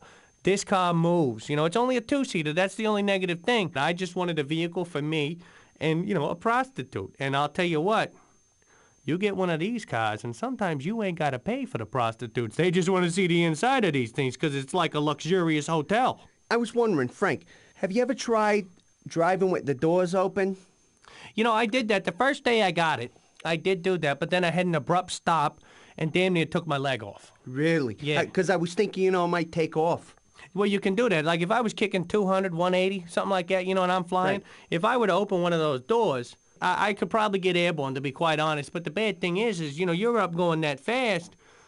Sometimes your brakes, it's not like I can stop 10 feet away at 200 miles an hour. It takes me a good quarter mile to slow it down. So, you know, as far as jumping buildings and getting on top of them and stuff, it's kind of difficult with the blade because you barely touch that gas and there's a good chance you got a 6-story drop. And for an expensive car like this, you really don't want to be dropping in off buildings, all right? Now, repairs are very expensive on that, aren't they? Very. If I were you, I would work on your car yourself. I don't like other people touching my vehicle.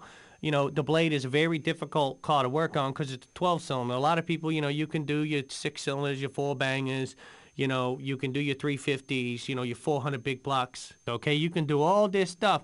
12-cylinder, it's a little bit more difficult. You got 12 of those puppies in there, and then you got the 6-speed. So the average guy can't work on this. But if you get yourself a manual and stuff like that, and you got a good weekend, you could work on it yourself. Now, don't rush anything. Now, let's not mess up this beautiful car by working on it and just not knowing what you're doing, okay? You got to really, really pay attention to these manuals, right? And then when you're putting on the weapons, for God's sakes, don't weld it on here. I mean, come on, this is a beautiful this is D car. It is the best. It's not something you just jump into. You got to do your homework. If you're in the market for a new vehicle and weapons, you got to do your homework. Do some research. Exactly.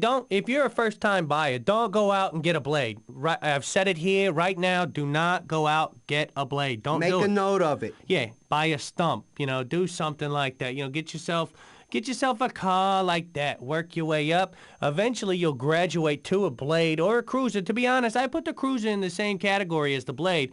It may not be as fast, but it's got to get up and go. It really, truly does. And these cars side to side out in the parking lot, I got to tell you, vision of beauty. I call them our kick-ass bookmarks. Frank, was it you telling me about you got a ticket for one tail light out? Yeah. I mean, a headlight. It was a headlight, wasn't it? It was a headlight. But it wasn't, it wasn't really out, though. No, here's the thing. All right, short story of it. I'm driving home, right? This guy looks like a librarian. I don't know what the hell he does. Jumps out in front of my car. Boom. Right there on the sidewalk. I said, get off my sidewalk. Right? Bam, I nail him. I have to swerve out into the street, right? He didn't move? No, he didn't. So now here I am out in the middle of the street all of a sudden. You're kidding me. There's cars everywhere, and I'm freaking out like I'm going to hit one of them. Sure. That's why I drive on the sidewalk, right? So I drive down the street, and I got this guy sitting there, and he's blocking my my headlight, right? Okay. Police, the sentinels, woo, right on over, right? They come out, they said, sir, I noticed only one of your headlights working. I said, no, it's working. There's just a body on top of it. He says, I'm going to have to write you a ticket. You're kidding me. I got a ticket for that. I told him, I argued for about an hour. I said, you give that guy the ticket. He's blocking it. He's the one that should have moved. Exactly. The light works. It's being obstructed by that guy. Give him the ticket. And they say apparently that you can't give a ticket to a dead guy. I said, but what if he was in the way? Nope. I still don't believe it, though. I got the ticket. I'm glad that they did that because I'm a criminal. I'm a mastermind. That's how I did it. I used bodies on my car so the wind don't touch my new paint. Watch out for the guys with one headlight. Ooh, and if they flash the left one, they're in a gang. Right. Some kind of urban myth stuff, you know? Yeah, the guys from Gear Talk wreak havoc on the city with their one headlight. Yeah, and at night, one of them turns into a wizard, and the other one is a bat with a nuclear testicle. And they pray to the dark cloud omens of the night, and they're fenced off bunker out in the middle of nowhere with their witch's brew. Ooh. You know, last night I stayed up kind of late. Really? Yeah, drinking. And How late? So, you know, I haven't gone to sleep yet. Okay. Well, you know, so I caught this old movie. You feeling all right? Not too bad. You know, Okay. I scratched myself earlier today. It really pepped me up. Yeah, good. So I'm watching one of these old tapes I'm going through, and I don't know what movie this is, right? So I pop it into VCR because I only taped half of it, so I don't have the title. The only guy I know that starts recording after the opening credits and stops recording before the end. Yeah, actually, I like to get past that shit. If I wanted to read, I'd have got a newspaper or a book. You know what I'm saying? I'm here to watch a movie. I don't need to read who did this. Hell, if that's the case, then just tape the script.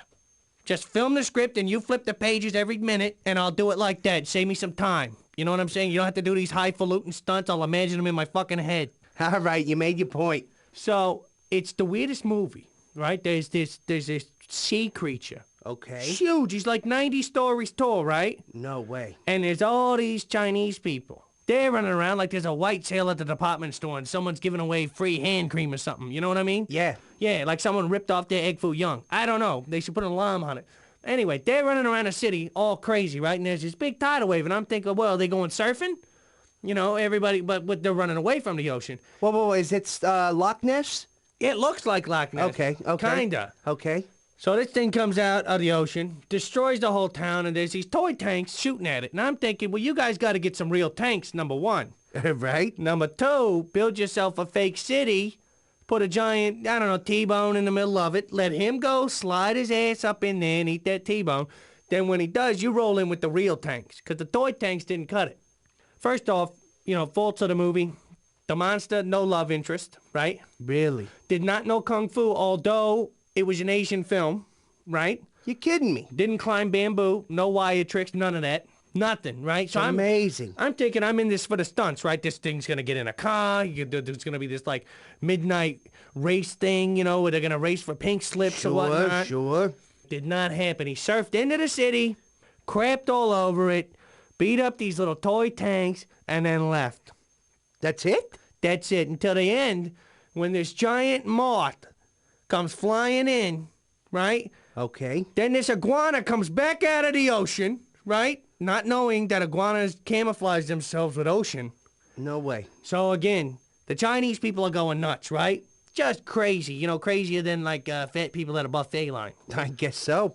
So then I fell asleep, and I don't know how the movie ended. You know, I'm thinking, well, what happened? You know, did they finally learn Kung Fu? Yeah. Did they?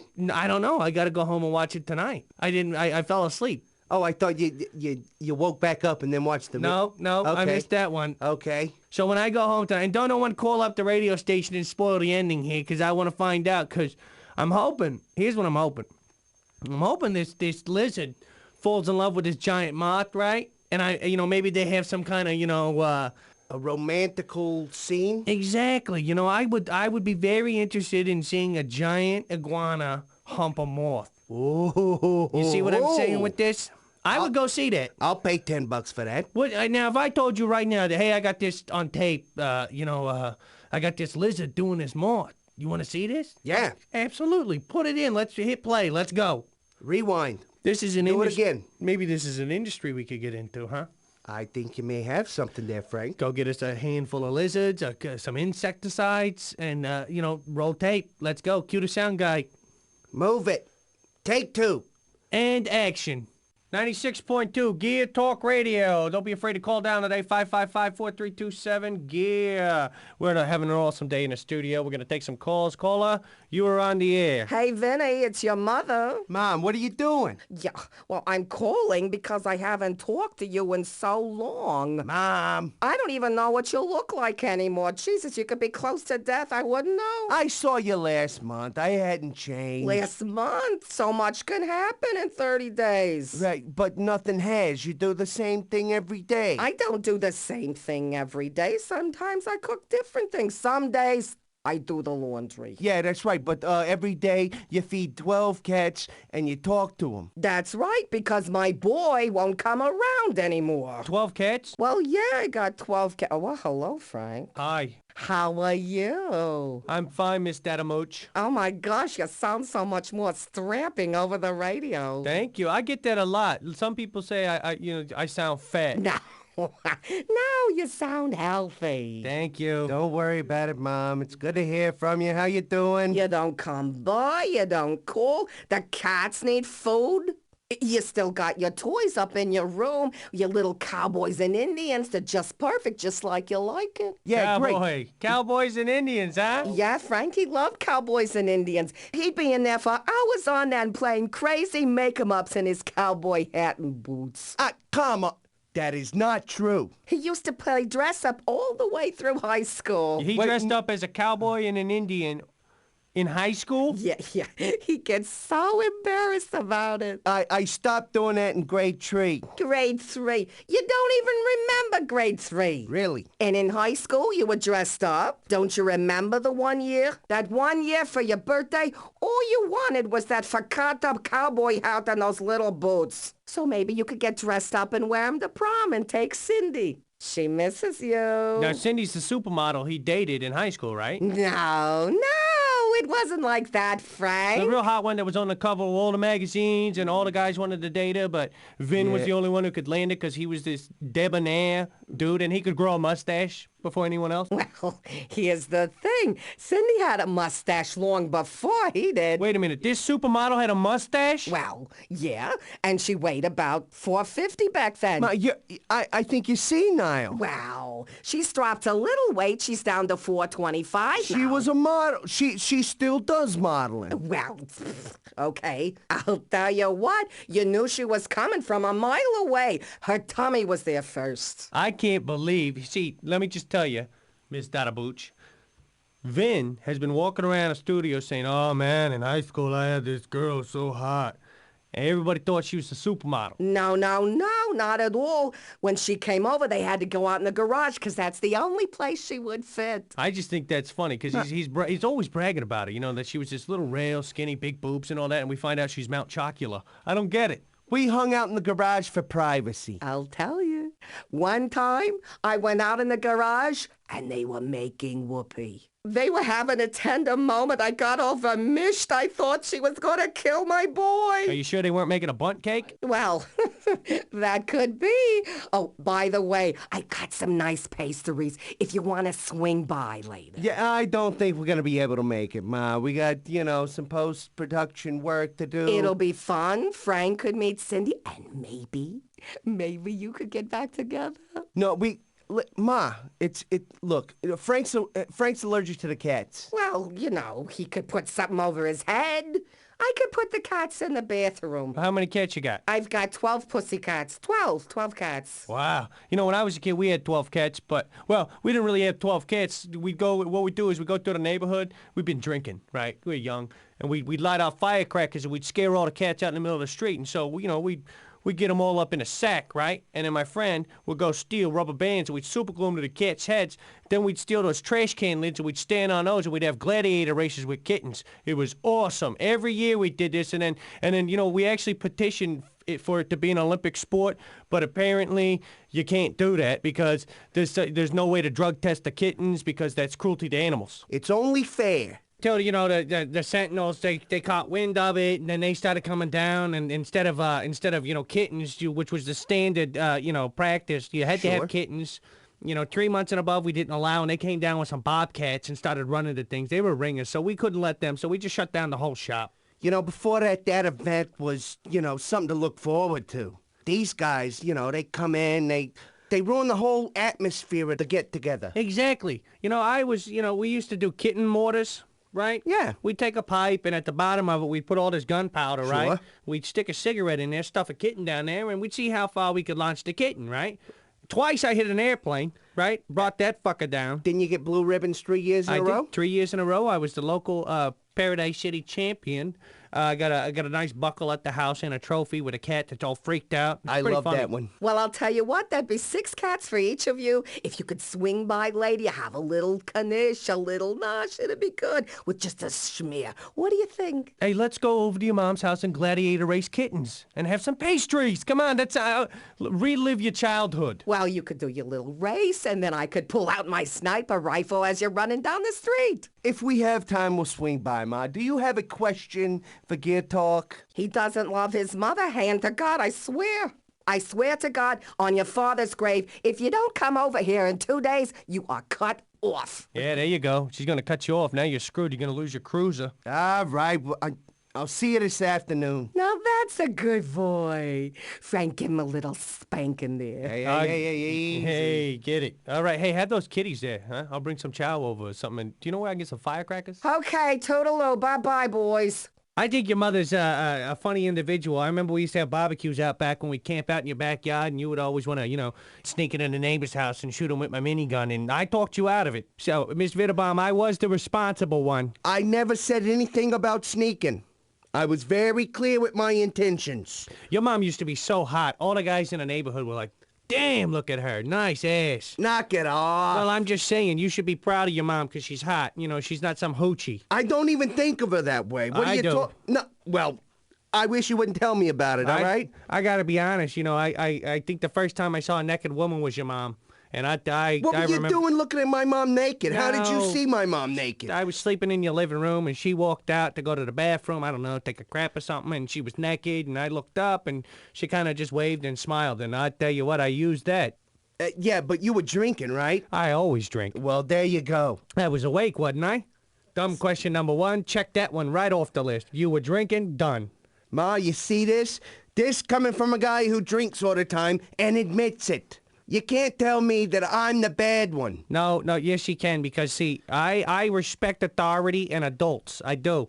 I've never ever yelled at an adult. You know, I did everything they told me to, and then when they left the room, then I did whatever I wanted to do. But up until they would, you know, left the room, I was pretty much listening. Yeah, what's the difference, though? You do it in front of them, you don't? Well, either way. The difference is that they don't know. You know, they think you're this archangel, little baby, you know, oh, he's such a nice kid.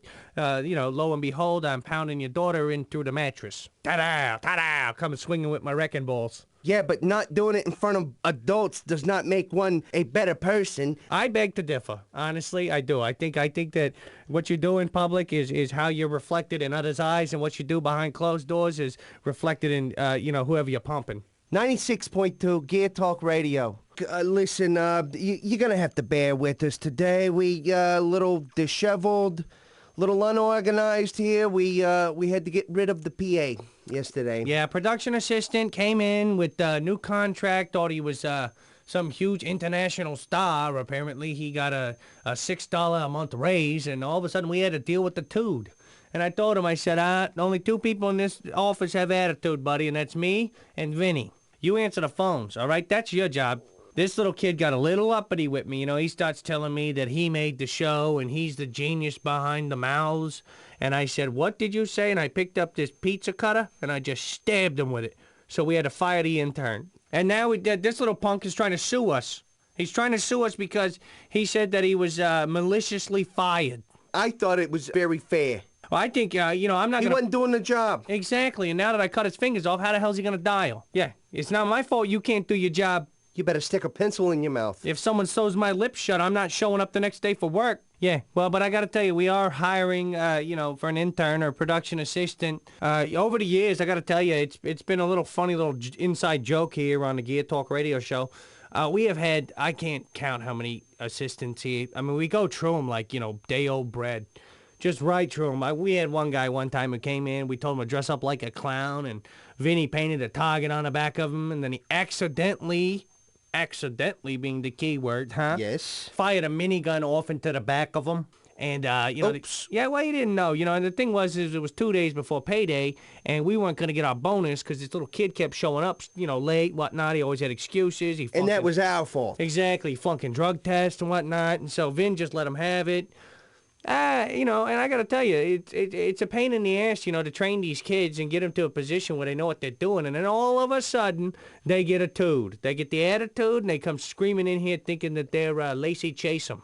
I remember one time we told one of the interns that we were going to be late, and so we were going to let him go ahead and do the radio show for us. And Vinnie had wired up a grenade to the microphone, and so the first person to turn the damn thing on, this was a good one. It blew his teeth out the back of his neck. The kid, I think he got 96 point boom, and it just blew his teeth straight out. We still got 4 of the teeth there on the studio wall up on the soundproof. We keep them for mementos. Yeah, it reminds you, to stay humble. To remember where you came from. You can always be replaced. I remember one time we had an intern. It was a lady, the first lady we ever had work here. I see that she's got Vinnie on the ground and she's beating the living crap out of him. And yeah, she's a big woman. I'm not poking fun, Vin. She's a big woman. She had huge thighs. She was big. I think she was a roid monster, personally. She may have been an old dreadlord or something, She had pimples all over her back. She was a scary woman. That's one I was actually not missing when we killed her. No, she deserved it. Remember when we hired the cheerleaders? We didn't get much done, but I tell you what, we were here early every day. And, the good thing is if you work, if you make them work naked, they got to find creative ways to put Post-its up. And then, where you going to keep your lunch money? It was always interesting. We'd take lunch breaks so that they could rehearse their cheers and whatnot and their stretches. And we would spot them because, you don't ever want to pull a hammy when you're doing the pyramid. So, we looked out for them, and they, of course, quit and then later sued us for Satchmo harassment, I think they called it. Yeah, that's proper. Yeah, we had this one kid one time. I honestly tell you the truth, I don't even know where he was from because he never spoke English. He was always just running around making clicking noises. Oh, this guy. He prayed to this monkey's paw, and he would roll these walnuts around and look at him. He said the future was in him, and I said, I think it's just a walnut that's in him there, buddy. Yeah, we had to fire him just because he was freaking us out there. He did rolling chicken bones in my glove box of my car on the drive home. So we had to fire that guy. Yeah, I drove him home one day, and I said, hey, we're going to have to let you go. And he said something that sounded like a chicken being strangled. And I said, all right, the hell with it. And so I drove up on a bridge, got it up to about 65, and kicked his dumb ass right out the car. And you know what? He didn't float. Really? So I get home last night, right? And all I want to do is relax. Sure. Put my feet up, scratch my corns, have a cold can of beer. Everyone does. And I hear this rumbling, and I'm like, what the hell is that? Not another tornado, Not another one. I don't remember us having one. No, we didn't. What happened is I look up a street, and my neighbor's coming flying down, right? He jumps up in the air. He's good 8-9 feet off the ground, right? Wow. He hits my mailbox, lights it up, and I was pretty pissed off because I'd parked my bean in there overnight. You just put that up, didn't you? Yeah, 2 days ago. Crazy. So, I'm thinking, I got to kill this guy now. I'm going to have to beat the living crap out of him. Well, I go serves inside. him right. Exactly. I go inside and I grab a couple sticks of dynamite and a slingshot, right?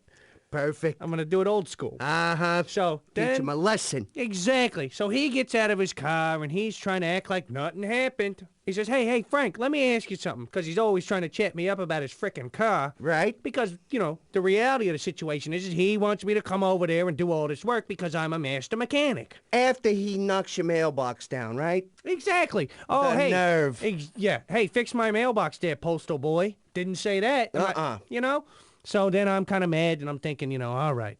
I'm going to talk to this guy for a moment, and he says, hey, Frank, let me ask you, my suspension's kind of wobbly, I want to know, is there any tricks of the trade that you might teach me that I could, so my car handles better? What'd you tell him? I told him, I said, keep your damn tires on the ground, moron. There's an idea. Your car doesn't handle so good because it's not an airplane. There's no ugly stewardess passing out small peanuts on your ride there. You know what I'm saying? Yeah. So I had to tell him, I said, listen, you just keep it on the ground, rubber the pavement. Well, you leave it like that. There's no mechanics involved. There's no trick parts, no lift kits, no special brakes, and no knobby tires. He's probably losing a suspension when he lands. Exactly. I told him, I said, this ain't a runway, and it ain't a landing strip. Right. So, then I'm telling telling him this advice, and he just keeps nodding. You know, when people get that glazed look on their eyes and they just nod, and you know. Have no idea what they're listening to? Yeah, so I start saying stuff like, you know, what I would do is I'd take your back tire off and replace it with a toaster. And he's still nodding like that. And I said, then I'd go get a chinchilla, and I'd put him on your fan belt, because that normally ups the horsepower. And he's still nodding like that. He loved that one, didn't he? Yeah, so I pick up the mailbox, right, which is still tied to that post. Uh-huh. And I start going whack happy on him, right? And I'm thinking, oh, geez, now I murdered this guy. I'm going to get found out. Nope. Did you? Nope. Detective Vitterbaum in the house. I put him in the trunk of his car and rolled him down into the river and peed on him. There you go. Exactly. That's justice. That's justice, and it's justified. Judge, jury, and pisser. Done. Next case. Stop driving like a moron, unless you're going to land on a building. That's what I do, because, see, what I do is I go down to Water Snatch Burgers, I jump my car, I land right on the roof, and I yell down, bring my order up. I'm hungry. They say, go to the drive-thru. I said, I can't. I'm up here. You bring it to me. They don't like that. That's a good time to take your wheels off the ground. Exactly. That, you know, there are moments that it's justifiable. You know, like that situation. If you're going to land on top of a building somewhere, you want to get a scenic view. You know, you want to hop down to Water Snatch, get some tater tots. I don't know. It's up to you, you know. But if you're just driving home from work and showing off, I can't wait till you land in the water. Serves you right. Yeah, because I'm going to go down there and pee on you. You all right there, Frank? Yeah, my crabs are kicking up. Oh, I got one in my throat. Little bastard crawled up through my esophagus. I should call it my esophagus. Jeez, that hurt. I got one of my lymph nodes. And I don't know why they're limp. You know, I'm taking pills for that. So the other day, we're doing this remote, you know, and we go down to Sloppy Seconds Dating. Right. They got some good-looking women down there, right? Giant hooters. Yeah, big hooters, you know, small hooters. Depends on what you like, but most of them got some huge cans, you know? Humongous. Yeah, if they were tuna fish, you'd need a lot of mayonnaise to make a sandwich. So I'm sitting there all by my lonesome, and I look across the room, and there's this girl, and I'm thinking, oh, gee, she's beautiful. Look, I think I went to the bathroom now. Yeah, you were taking a dump, right? Uh-huh. And so she's all looking at me, and I'm thinking, what is she looking behind me? She wasn't. She's checking me out, and I'm kind of like, all right. You know, my ego starts getting a little bit big. I'm feeling good about myself. She walks over, and the closer she gets, I notice she's got this thing that looks like fudge, right? Okay. She gets up close enough that I could get a good hard look at it, and it's a mole, right? And okay, a lot of people have moles on their face. Not like this one, though. No? This mole was so big and nasty that it had a baby tooth hanging out of it. She had baby mole tooth on her face. No, I think that might have been a hair. No, it was a tooth. Seriously, it's a degenerate disease called baby mole tooth. There is no such thing as baby mole tooth. You'd think there wasn't, but there is. And it's from overeating pepperoni, apparently, and not having napkins to wipe the grease off your face. You know, chubby girls get it. Some of them get it, you know, in other places, but, you know, you don't talk about that. Where are you getting your information? You know, the medical journal, stuff like that, you know, nasty magazines. Okay. It was huge, though. I swear to God, I started pointing at it, and I was like, God damn, is that a tooth? You know, you got gingivitis on your cheek there, sweet tits. Really? I said, God damn it. I said, hey, lady, you got gingivitis on your cheek there. You need to wipe it off. And she smacked my hand, you know, and she's a good hitter, you know. She damn near broke my carpal tunnel syndrome. Cheaper than a doctor, right? Yeah, well, you know, the thing is you learn something every day. That's what I always say. It worked out. Baby mole tooth. Who knew? I didn't. I said, how the fuck you floss that thing? It's just one tooth. You know, floss. What'd she say? She didn't. She got confused. You know, at that point, she was hopped up on pudding. Kooky. I call him kooky. Kooky.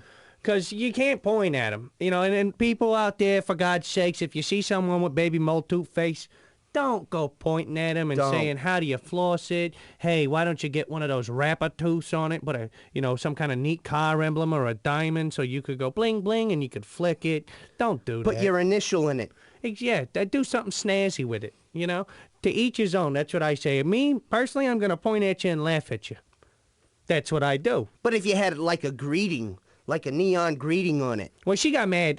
You know, as you know, I got kicked out of the party because I got one of those big bottles of beer, right? And it wasn't a twist off, so I grabbed that, you know, girl by the back of her neck there, and I popped my beer open with a baby mole tooth. Well, apparently, you know, that's assault and battery all of a sudden, so I got kicked out. Well, what else are you going to use it for? Exactly. Don't have beer that can't be opened by your hands. Otherwise, I won't use the baby mole tooth to pop open my, you know, my frosty cold one. You got it. All right, for years and years and years, I've been sitting in this little cubicle doing this radio show, and I've had to listen to Vin talk about the goddamn minigun so much. You know, I like the minigun myself, but I'm a little curious as to why you're so infatuated with the minigun. Where does this come from? I mean, this is abnormal, to be honest. All right, well, I'm going to share this with you and all the rest of the listeners. I know it's been something on your mind for quite a while. And here's the story, all right? You remember the catalogs you got randomly throughout the year, especially at Christmas time? Oh, yeah, loved them. Couldn't put them down. Different toys, appliances, whatnot. Yeah. Well, it was Christmas time when I was 6 years old, and we got the catalog in the mail. My brothers and sisters beat me to it, and they wouldn't share it, all right? I had no chance to look at what I might want for Christmas. So, you know, I'm walking around the house moping. I go into my father's room. I go into the bathroom. I'm taking a little personal time for myself. Dookie time. Exactly. I pick up a magazine. It happened to be Weapons Monthly. Oh, I love that magazine. Oh, yeah. It's a beautiful magazine. Well, I still got a subscription today. Well, you have to. Everyone does, don't they? Anyway, this Weapons Monthly, almost on its own, magically opens to the center page where lies an advertisement for the brand new Destruction Ranger 3000 fully automatic minigun. God, I love that. Hey, remember the commercials on the TV? Oh, yeah. Destruction Ranger, he's gonna shoot you in the face. Ooh. Destruction Ranger, saving us from the alien race. Then he'd come up on that robotic horse and he would take them big, huge Magmine turds on people. See? That was my favorite part. I love that part. Oh, yeah. So Christmas time rolls around, it's Christmas Eve, and the Dotamooch family has a very long tradition of every Christmas Eve, each member gets to open one present, just one, before Christmas Day. Kind of like a little warm-up. Yeah, it's like thank you for waiting. Here we go, I'm opening up the present, and what do you think I got? Dollhouse. No, you been listening to me? Yeah, I was the dollhouse was Right. my guess, though. What was my only... I only asked for one thing. What? I got the minigun. You got the minigun? I got the minigun. Minigun, all right. Yeah, of course I did. I only asked for one thing. All right, but the only problem was it came in pieces. You know, do a little welding. Assembly required. Very much so. So I spend the rest of the evening while everyone's going to sleep with, you know, sugar plums dancing around. I'm putting together this chain gun. Well, you know, it's getting around 3 a.m. I'm putting on some decals, you know, putting a little flame job on the barrel. All of a sudden, I hear this giant banging noise on the roof. It's 3 a.m. Burglars. That's what I thought. Yeah, it's a good thought. So I decide, today, I become a man. At 6 years old, I'm already thinking this. I think it's hereditary. There you go. It was destiny that I get the chain gun this night, I believe, in retrospect. But anyway, so up I climb on the lattice work, and as I peer over the lip of the roof, there's a big, fat, drunk, homeless guy in a red smoking jacket staring at me like a drunk hoot owl, trying to take a dump in my chimney. And I'm like, hey, what are you doing? And he's like, hey, little boy, you get back to bed. I said, no, you go back to bed. I pull the trigger on this minigun. I figure, no time like the present. I send him shooting off the back of the roof into the flower bed. But it also spooked the 6 elk that were tied to a sled that was sitting up on the roof. So I decided to light them up. But they start freaking out, flying all over the place, you know, hoofing me in the shoulder blade, antlers in my kneecap. And I'm like, hey, wait a second, this isn't wrestling. And I start unloading on them. I start picking them off like a skeet shoot. Go! I take out all 6 of them. I clear the whole roof, but now I gotta clean up the place. So I'm a little upset, so I decide that I'm gonna take it out on the elk. I make one into a rug for my mother. She was very proud the next day, I gotta say. That's a thoughtful gift. Sister received a lucky hoof, brother received a stuffed elk head, and father received a big, fat, red smoking jacket. And after that, Christmas was saved. We buried everyone in the backyard, and we never spoke of it again. You saved Christmas. I saved our lives is what I saved. I think we've all learned a very valuable lesson today that, Vinnie, I'm not going to make fun of you about this minigun thing as much. I'm still going to do it, but just not as much. Fair because enough. I can understand because you're very impressionable as a 6-year-old boy, and you saved Christmas there. And I was able to make presents for each of them. Exactly, because what would have happened had that drunk guy made those elk stampede down the street? You know, onto a playground. Who knows? I don't even want to think about it. I now have, like a kinship with the minigun, if you will. All right. Frank and Vinnie here. Gonna take a quick break. Gonna go, take care of business. Whatnot. Don't get personal. All right. We'll be back. All right, ladies and gentlemen. Back here, 96.2 Gear Talk with Vinnie and Frank. Hey, how you doing? Welcome to the show. All right, right now, we've been talking about weapons, and for your pleasure and information, I have brought with me to the studio a minigun. Jesus. Yes, that's right. Ladies and gentlemen, I'm going to take you through the maintenance, mechanics, basic information, knowledge about the minigun, so you'll be better prepared to use this weapon. I'm just gonna grab it. It's just kind of weird, because, he's got this glazed look on his eye here with this fucking minigun. Fucking heavy. All right, here's the minigun. It is. That's a beautiful weapon, though. I gotta be honest with you. I'm telling you, look at this. I cleaned it last night. Have you been working out? You look good. When you picked that up, I saw the guns. You saw that, I saw them, the pythons. This helps. It's like working with a jackhammer. Exactly, without the jacking. All right, gonna walk you through this, all right? First thing you do is you grab the chamber handle. You're gonna wanna lock and load this thing, all right? Just like that, you hear the sound, and you are ready to fight. Take your hand off the trigger, Vinnie. Hold on. I got it. God, I'm sorry. How many times you want to shoot the new intern? You know how hard it is to get an intern with cans like that? I thought the safety was on. Very important, ladies and gentlemen. Keep the safety on. Hey, you're leaking titty juice on my sandwich there, sweet tits. I'm not paying for that hoagie. Okay, listen, Jesus, you're gonna clean that up. That's you. I will clean it up. I'm not taking a rap for this one. You're gonna have to explain to the boss why you thought it was appropriate to shoot the intern in a titty with a minigun. That comes out of this show's liquor bill. What? You heard what I said. Listen, normally this sort of thing doesn't happen, all right? This way you can learn through our mistakes. Oh, this never happens. What about the time that we had the Paradise City coach, the rugby coach up here, and you were showing off with your flamethrower, and you burned his head off, and you thought it was funny? Well... You laughed at him on radio.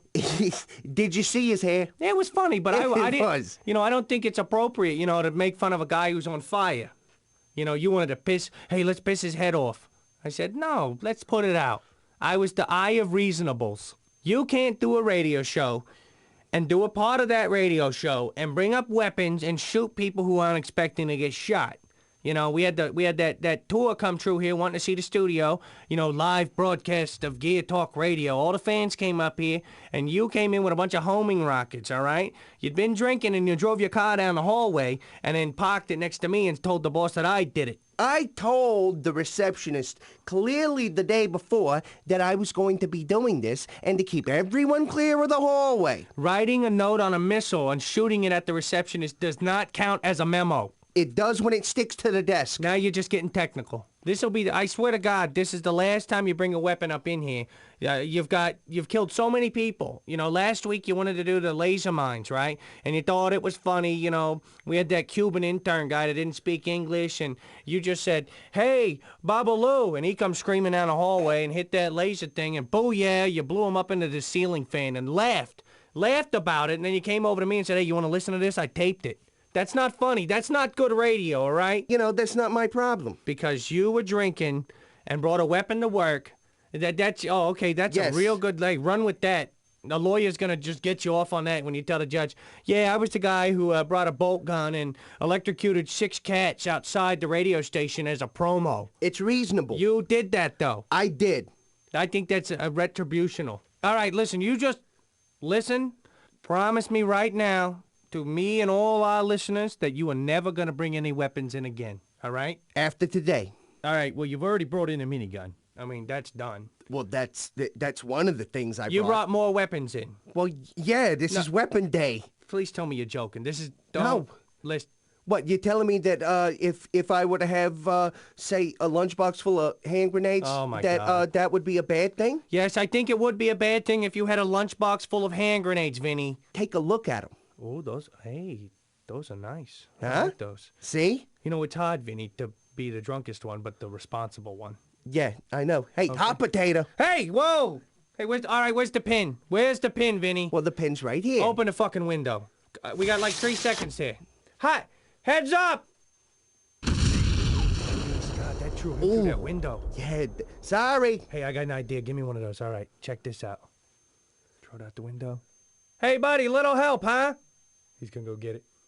Ow! Ooh, good eye, good eye. Whoa, all right, how many grenades we got left there? Let's see, I brought my usual baker's dozen. All right. So 2 away, that leaves 11. All right, turn this mic off real quick. Hey, listen, what we're gonna do is I'm gonna have a radio promo thing. Just go with me, all right? Okay. Mic back on, please. Right. All right, 96.2 Gear Talk Radio, 555-4327. Want to invite all the listeners to come hang out in the parking lot. We are gonna have a concert in which Mason is gonna play live tonight. Totally free concert, free beer, and the first 1,000 people to come get $1,000 each. So come on down to 96.2 Gear Talk Radio, the parking lot. Try to stand underneath the open window on the 7th floor. That's where Mason will be doing his guitar solo. And me and Vinny will be there throwing out prizes. Chocolate hand grenades for everyone. There'll be a big red circle right on the sidewalk where you need to be. All right, I think that'll work. Yeah. Yeah, huh? Get some people down here and put some T-shirts on some fans. Marketing genius, ladies and gentlemen. We're going to be giving out free T-shirts. We're going to wrap them inside. We're going to take the grenades and put them inside a T-shirt cannon. We're going to fire them from the 7th floor of our building. One of the grenades will be live. The other 9 are going to be with the pins to the fans. Whoever gets the grenade without the pin loses. Classic. You know, I got a complaint right now. Uh-oh. I'm a little steamed. Frank's got a beef. If I were a tea kettle, I'd be going, doo like that. You'd know it would be tea time, I'll tell you that. All right, bring your scones. All right, here it goes.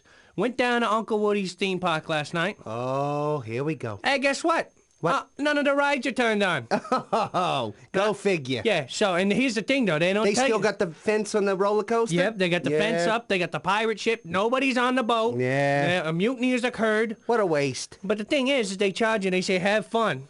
Uh-huh. How can I have fun? You kicking gravel? What? Exactly. The only plus to being not as packed as I thought it would be was that instead of having to walk around a theme park, I just drove. People got out of my way. You know, I waited in line with my car, and when it was my turn to get on, I just honked, get out of my way. How were the concessions? They weren't bad. You know, a lot of times it's hard to get a nice cold drink at 40, you know, because they don't like that. They don't have drive-thrus in the amusement park. But the interesting thing is that they will not allow you to drive your cars on the roller coaster. Very true. Yeah, like all of a sudden, this is a bad idea. I told the guy, he said, you already got a car on there. You got 6 of them. There are people in it right now. The only difference is mine got a sunroof. Tied together, too. He kept telling me, he says, not that kind of car, sir. And I was like, oh, what do you mean? 4 wheels, vehicle. You got 4 wheels, vehicle. Out of the way. So I threw him. Good for you. So I grabbed him, and I got some duct tape, and I duct taped him to the front of my vehicle, and I went and I did all the loops on that roller coaster. This guy was screaming, just screaming. Then I stopped, and I said, next time I ask to drive on this, you say, yes, sir. I slap you high fives, you tell your friends you know me, and then I go do this. Otherwise, you're going to be my hood ornament. What were you driving? It's a bean. It is. It's the fastest, you know, through the park. You know, if you don't want to get out of your car and you're in a hurry, drive it around because, you know, it looks like a roller coaster car. Yeah, and if you hit somebody, it really doesn't hurt them.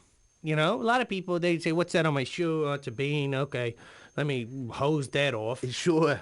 You know, and the good thing is well, every time it was my turn to ride the Ferris wheel, I just picked up my bean and put it in my pocket. Sure. That's how small it is. Yeah, the phone's just lit up. All right, hey, caller, you're on the air. How you doing? I'm good. Oh. Hi, this is Renee. How are you? I wanted to tell you guys that I broke down in Lava Falls, and it's really hot out here. You need someone to give you a mammogram? No.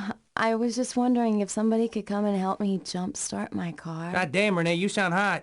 I tell you, I could do it. I'm doing a radio show, but if you got, you could wait 2 hours, get nice and sweaty, maybe you run around and, throw a garden hose on yourself, get all wet, and then I come down there, creep up on you and fix your tire, if you know what I mean. I'm waiting for you to come and pick me up. Well, let me sober up a bit and kick the shit out of this radio show, and I'm going to zip down there and pick you up. Hey, Renee, tell me what you look like. I'm about 5'9". Oh. Long red hair. Damn. Green eyes. Shit. Freckles on my shoulders. God damn. Yeah. Oh, I used to date a girl back in high school that looked like you. Well, she sounded like you too, but she'd never have phone sex with me. Then she broke up with me because I got webbed toes. What are you going to be wearing? I'm going to be wearing overalls with no t-shirt. Ooh. I got a Ted Zeppelin tattoo on my arm. Wow. I never wear underwear, and if I do, there's a good chance they're leather. Hairy back, right hand I'll be holding a 40-ounce can of beer. I'm a romantic type. I like to romanticize the women and whatnot like that. I got one big eyebrow. I cuss a lot. I smell. But, I think a lot of women like that. You sound like that kind of woman. I'm going to come down there and I'm going to pump your tire up. And then, I think maybe we should get to know each other. Maybe we go out for a few drinks. Maybe I get drunk, you drive me home because I can't drive. And then all of a sudden I got to stay at your place. And, you and your sister run around and have a wrestle match. Hey, I tell you what, I got to do this little radio show here. But after I get off, I'll drive down there in my Blade, which is a very expensive car, which means I have money. And I think you'd probably like that, huh? What do you say? Okay, well, Frank, I'll be waiting on the side of the road for you. All right, you give me a few minutes here. I got to go to a commercial break, and I'll be down there and knock the teeth out your beaver, all right? Vin, run that commercial. All right, let's talk weapons. Next on my list here is the Twister Rocket. I like this one. This is one of the funnier weapons to me. It does a good amount of damage. You hit a car with this thing and they're going to know it. Sure. The beauty of this weapon is, though, it tends to stun people really, really good. I think the number one benefit of this weapon is the stun factor. I like to shoot it right at the rear end of a car. I stun the tail gunner, the wingman, whatever you want to call him. Uh-huh. He's all stunned. He's, looking around like, he was at a concert and smoked a big one and someone left him there. Right. He has no idea that he just got smacked by a Twister Rocket, What was that? It's crazy. Where did that come from? Sometimes I'll just pull up to the back and point and start laughing at him, and he's all confused. What are they laughing at? He looks down, his zipper's up, he's got his pants on. It's funny. It really is funny. It's like when your grandpa gets too drunk and he doesn't want to admit it, and everybody kind of watching him out of the corner of their eye, watching him pick his nose or get confused by the remote. It's like that. They get hit so hard that for quite a while they don't even know what language they speak. It's like watching retarded kids fuck, man. I tell you. Really? Yeah, it's kind of, it's interesting. You want to stay around and see what it's all about. You heard things and you want to see if they really do got trick pots and shit like that, Yeah. Yeah, but you unless you're drunk, it's really not that fun. You just kind of hang out and hope, maybe one of them, does something funny with, says something stupid or something. Right, but you don't want to heckle them, though. No, you never heckle them when they're doing that, because some of those swole-faced kids, boy, they get all mad, They're very sensitive. I often think that they should take them and they should put them in football camps. Oh, good. Well, yeah. Number one, you save money on helmets. None of them wear helmets because, some of those kids could take a shovel to the head, right? And it's not exactly going to fuck up their math skills. Right, that's saving $50 a piece. Yeah, the men's is not going to come down on them for missing the last test. You know what I'm saying? So, you put them there, maybe, one of them gets a scholarship or something like that. You jack them up with steroids. Sure. Put them on the front line there and, sack a few quarterbacks. Put you on a box of retarded cereal or something. What else was he going to do? Maybe they start their own buy it at home channel. You buy merchandise on the television, whatnot, those type of shows. Yeah. You don't know what you're buying because you can't understand them because they can't read the fucking cue cards.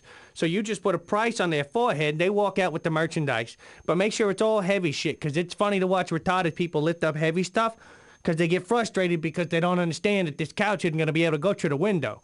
You got to take to the fucking door. Those puzzles that you give infants? Same fucking thing. If it wasn't an infant, I'd get mad at my son for not being able to do it right the first time. Right. There's only one triangle. Figure it out. Come on. Sometimes I'll just let the TV stay on, and let them watch colors. I tell them all sorts of shit's happening. There's a shootout, and we're watching the news and stuff, and I make believe stuff.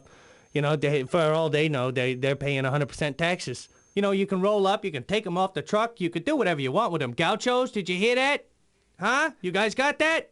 Yeah, you know the Gouchos are gonna go buy this thing by the fucking crate. Oh, definitely. That's the beauty of the weapon, though. You can stun the participant, the occupant, and then turn tail and get out of there, or you can continue to, light them up with, let's say, I don't know, a minigun. Oh, there you go. Yeah, I figured you'd like that. Yeah, that's for you. That's all for you, Vin. I was trying to cut down on the minigun comments, but, I see you coming around to my point of view now, huh? You know, one time, my mom used to do this. We used to drive to the drive-in movie theaters, and she would launch off a twister rocket, and the guy would be all stunned and whatnot at the booth. We're trying to pay. He's all stunned, and my mom says, I gave you a 20. She ain't even paid yet. I gave you a 20, and he just started forking over cash. He didn't fucking know. He's stunned as shit. And my that's brilliant. My mom says, hold on, where are the keys to the cash box? I'm here to do a withdrawal. He'd give those over, and by the time he come to figure out that we had just robbed the joint, my mom hit him with another stun. 2 hot dogs, please, in the back row, and we get free hot dogs. So you can use this in a myriad of ways. It's a great weapon. I just said myriad. You did. I'm very proud of you. I'm a Tyrannosaurus Rex. You are. Hey, does it cause any permanent damage? Like, you just got a buddy, you want to, get his attention? Well, just shoot him once. Okay. That's like, just shoot him once, he'll get the point, Say you want to be valedictorian in your high school, right? Okay. Show up the day of the big test, launch this off at the smart kid, which is always easy to pick out, because he's sitting next to the Chinese kid, copying his test. The truth is now known, right? So you launch it at him, they fuck up the test, the curve drops, and you pass. That's how I got through college. Just goes to show you, ladies and gentlemen. Yep, little work goes a long way. So that's how you use the twister rocket. Yeah, I hope that was informative for anybody, who may want to buy one or already has one. I hope we helped you out a bit. I love this weapon. Anyone giving any of them away for free, bring them on down, right? Yeah, I'll take 2. I'll take a coffee, too, if you're bringing stuff down. All right, let's move on to another weapon. Vinny, do you have any weapons you'd like to discuss? If you don't mind, I'd like to mention a little weapon here that I think everyone should have if you're going to stock weapons on your vehicle, that being the EMP. Oh, that's a good call. Yeah. That wasn't even on my list. I overlooked it completely. Really? I am an idiot. You're kidding me. Okay, the thing about the EMP, for those you listeners who don't know or haven't heard, the EMP is basically, it's not a fire weapon, it doesn't blow things up. What it does is it sends out an electrical pulse, cuts off all electrical equipment. Like, let's say you're listening to your radio, you're driving down the street, EMP goes off around you, your car stops. You can't steer, you can't brake, you can't do shit. You're screwed. You're pretty much screwed, and there's no jump start in your thing after this, all right? This thing is awesome. It could take out telephones. It could take out street lights. It could take out any electrical part of a car, like you said. So say it was a real hot day, and you had your windows up. This thing goes off, the EMP goes off, those windows ain't coming down, buddy. The bad thing is, too, is you can't get out of your car won't run, none of your weapons are gonna fire because they're all electrical induced. You're pretty much screwed. You're like that big fat duck on first day of duck hunting that's just sitting out there in the middle of that duck pond flicking off hunters. You're toast. You're gonna be a feather cap for some Injun in a reservation casino. I tell you what else, too. It does a real bad number on your eardrums. Oh, it'll light you up. It will light you up. I'm telling you, the EMP, I like to call it E, stands for everyone. M, must, P, pay. Everyone must pay, because that's what this weapon does. Vin, one of my favorite things to do with the EMP is I like to go over to Paradise City. And they got a lovely, lovely new arena over there. I don't know if you've seen it yet, but it is nice. It's beautiful. I've seen it. It is spectacular. Well, I like to do a lot of people watching and whatnot, so I hang out in the parking lot, and I watch the people come and go and whatnot. Some of them are making out in their vehicles. Well, then I'll just launch off my EMP, disabling everyone around me, which puts advantage to me. They're all sitting there in their cars that don't work with weapons that won't fire, and I just sit back and I just let a few have it with my cluster rockets. Because, sometimes you want to kill just to kill. You're not defending yourself. This ain't the Alamo. You just go, you know what, I had a hard day. I'm going to take it out on a few people. All right, 96.2 Gear Talk Radio. Feel free to call in at 555-4327 or the word gear. We've been going through a list of weapons today, just to kind of talk to the people and stuff. Education. True. Me and Vin have been talking about weapons that we like, and the next on my list, Vin, is the cluster rocket. That's a good choice. I'm a huge fan of the cluster rocket. Everybody knows that I've always had one. I've always used one. The thing I like about the cluster rocket is it's not one missile. It's not two. It's up to 10, okay? It's like going in somewhere and saying, yeah, could I get 1 can of beer? And all of a sudden, you got 10 in front of you. And you only paid for 1. That's the beauty of this cluster rocket, all right? The thing I like, really, is that once you launch one, it hits your target, the guy's thinking, holy shit, I just got hit by a missile. Then he's got 9 ugly cousins coming in from behind. Bam, bam, bam, bam, bam. 10 missiles hit this guy. You hit him once with a nice cluster rocket, and it's going to work. This guy's not going to crawl away. He's not going to roll away. He's just going to sit there and smoke. You know, we were talking about the dumbfire rocket earlier. Yeah. This times 10. For the money, you might as well hold off for a couple of weeks, however long it takes you to get the extra cash together. Exactly. And go in for the cluster rocket. Exactly. Now, if I were to come up to you and say I was a rocket salesman, and I said, hello, sir, how are you? Are you in the market for a rocket? Yes, sir, I am. All right. Would you like to buy this 1 rocket, or would you like to have 10? I would like 10, sir. Of course you will, because you're a smart individual. Thank you very much. That's the beauty of the cluster rocket.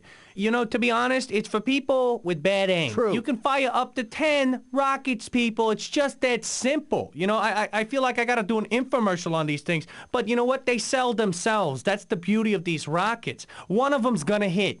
10 of them might hit. 6 may hit. Either way, it's going to destroy any opponent that you might have. Your odds are better than a lottery. Exactly. It's like having 10 scratch-offs, okay? But you only bought 1. Where did the other 9 come from?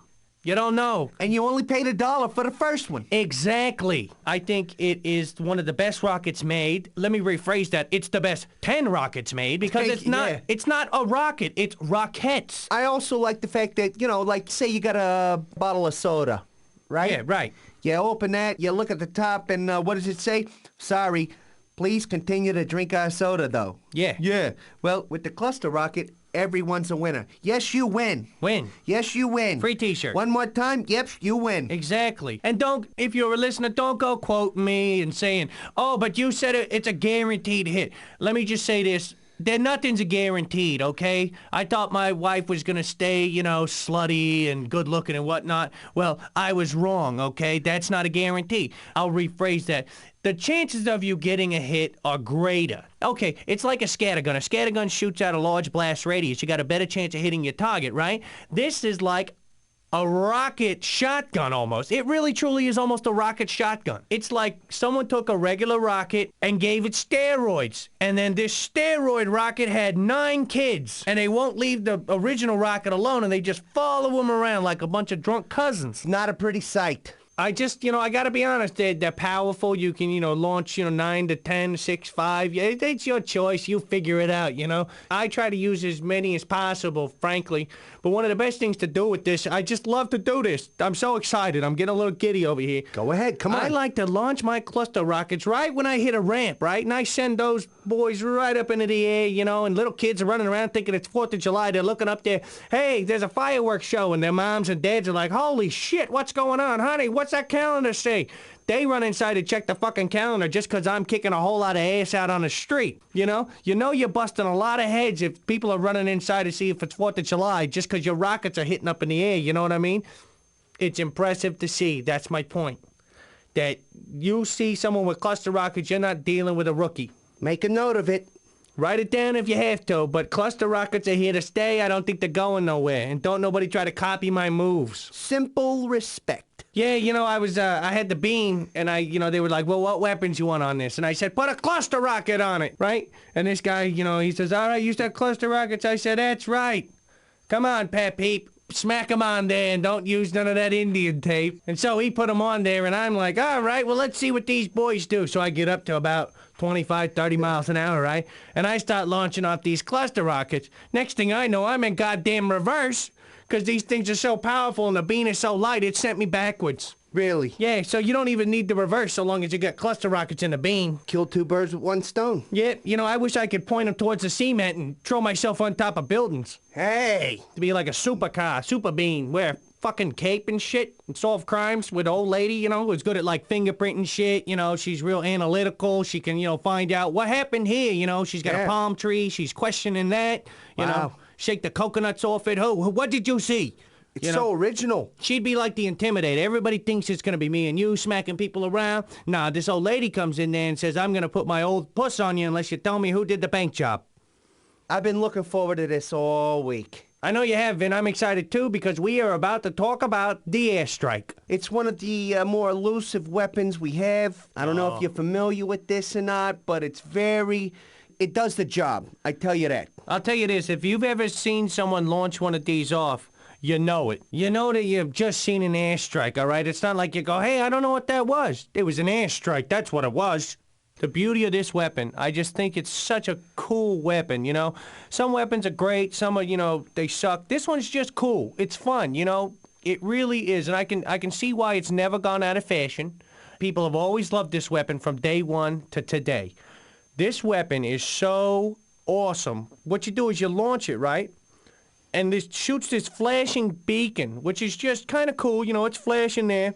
And then all of a sudden, it kind of absorbs the environment around it, sticks to it, if you will. And then you kind of get out of the area, honestly, and a timer starts, and you're like, oh, shit, okay, hold on. And then all of a sudden, it's like God started pissing grenades on this guy. All these bombs just start dropping out. It's like an aerial assault, but nobody knows where it comes from. I think that's part of the beauty of it. You know, it's like poetry in motion, if you will. You know, I got hit by an airstrike about 2 years ago. No shit. Yeah, and I'm lucky to be even here right now talking, okay? I'm telling you. And I'm telling you, you'll remember when you get hit by it, all right? I guess so. Seriously, this guy gets behind me, right? And he launches off on me, and I see this beacon. And it's all weird looking and everything, and I'm thinking, well, the guy misfired, or one of his weapons didn't go. You know, made it look like kind of, you know, well, what the hell's going on? Was it a backfire? You know, did his weapon blow up? I don't really know. So I'm sitting around and I'm hanging out, and I'm thinking, well, I'm just gonna wait for him to drive back around the corner, and then I'm gonna ice his ass, right? Shouldn't have done that. Should not have done that, because I swear, all of a sudden, it was like 40 of these bombs come dropping out of the air from an aerial assault, and I'm thinking, did this guy rent a chopper? You know, what is he, like on a passenger jet or something like that? Does he got an agreement with God that, you know, God will drop bombs on people, you know, if he prays hard enough? I don't know, but I'll tell you this, I lost my car that day and I limped all the way home. You can't get rid of it with your windshield wipers either. Yeah, no, there's no scrubbing this off, okay? I think it's great because oftentimes people will look in front of them, left, right, behind. If the enemy is not there, the enemy's not there, right? No one ever looks up. Yeah. All right, like I've told you, my dad used to drink a lot, but he was a good guy, all right? So I always wanted this radio-controlled little tank, right? And my dad, you know, said, you got to be good, and, you know, I wasn't the best kid.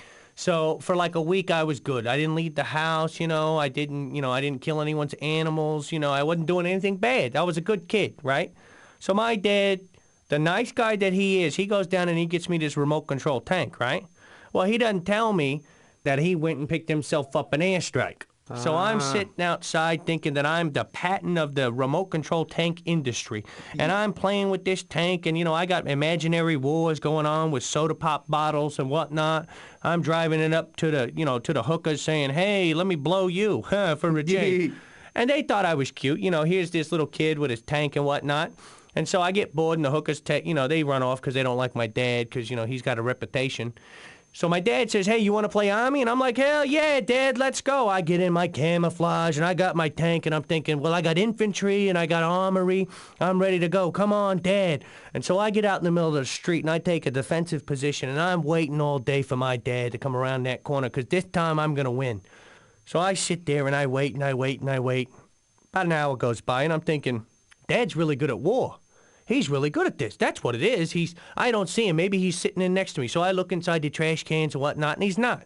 So another hour goes by, and I think, oh, well, shit, now he's probably drunk. So I got to watch myself, because when my dad gets drunk, he actually, you know, he's playing war for real now. He has a flashback real quick, like, you know, he'll just, oh, geez, and just, doot, and he just gets you. So then another hour goes by. And now I've been in this trash can for 3 hours. And I'm thinking, where the hell is he? And so the minute I stand up and yell, hey, Dad, are we playing or what? He says, you're goddamn right we're playing. And out of the air comes this friggin' airstrike raining down bombs on me. And thank God I was an 8-year-old kid and very, very fast because I got out of there, but he blew up my tank. And to this day, I can't see an airstrike go off of a tank without just crying. Ah, Frank, get a hold of yourself. That was my tank, Dad. Yeah, take it easy, Frank, easy. Why don't you take a second to compose yourself? Here, take a tissue. Hey, listen, we're going to take a little break here. Hopefully when we come back, Frank will have himself composed a little bit more together, and we'll talk more about the weapons, all right? We'll be back in a second. That was my tank. We have a foothold in the transportation of beer. We are strong.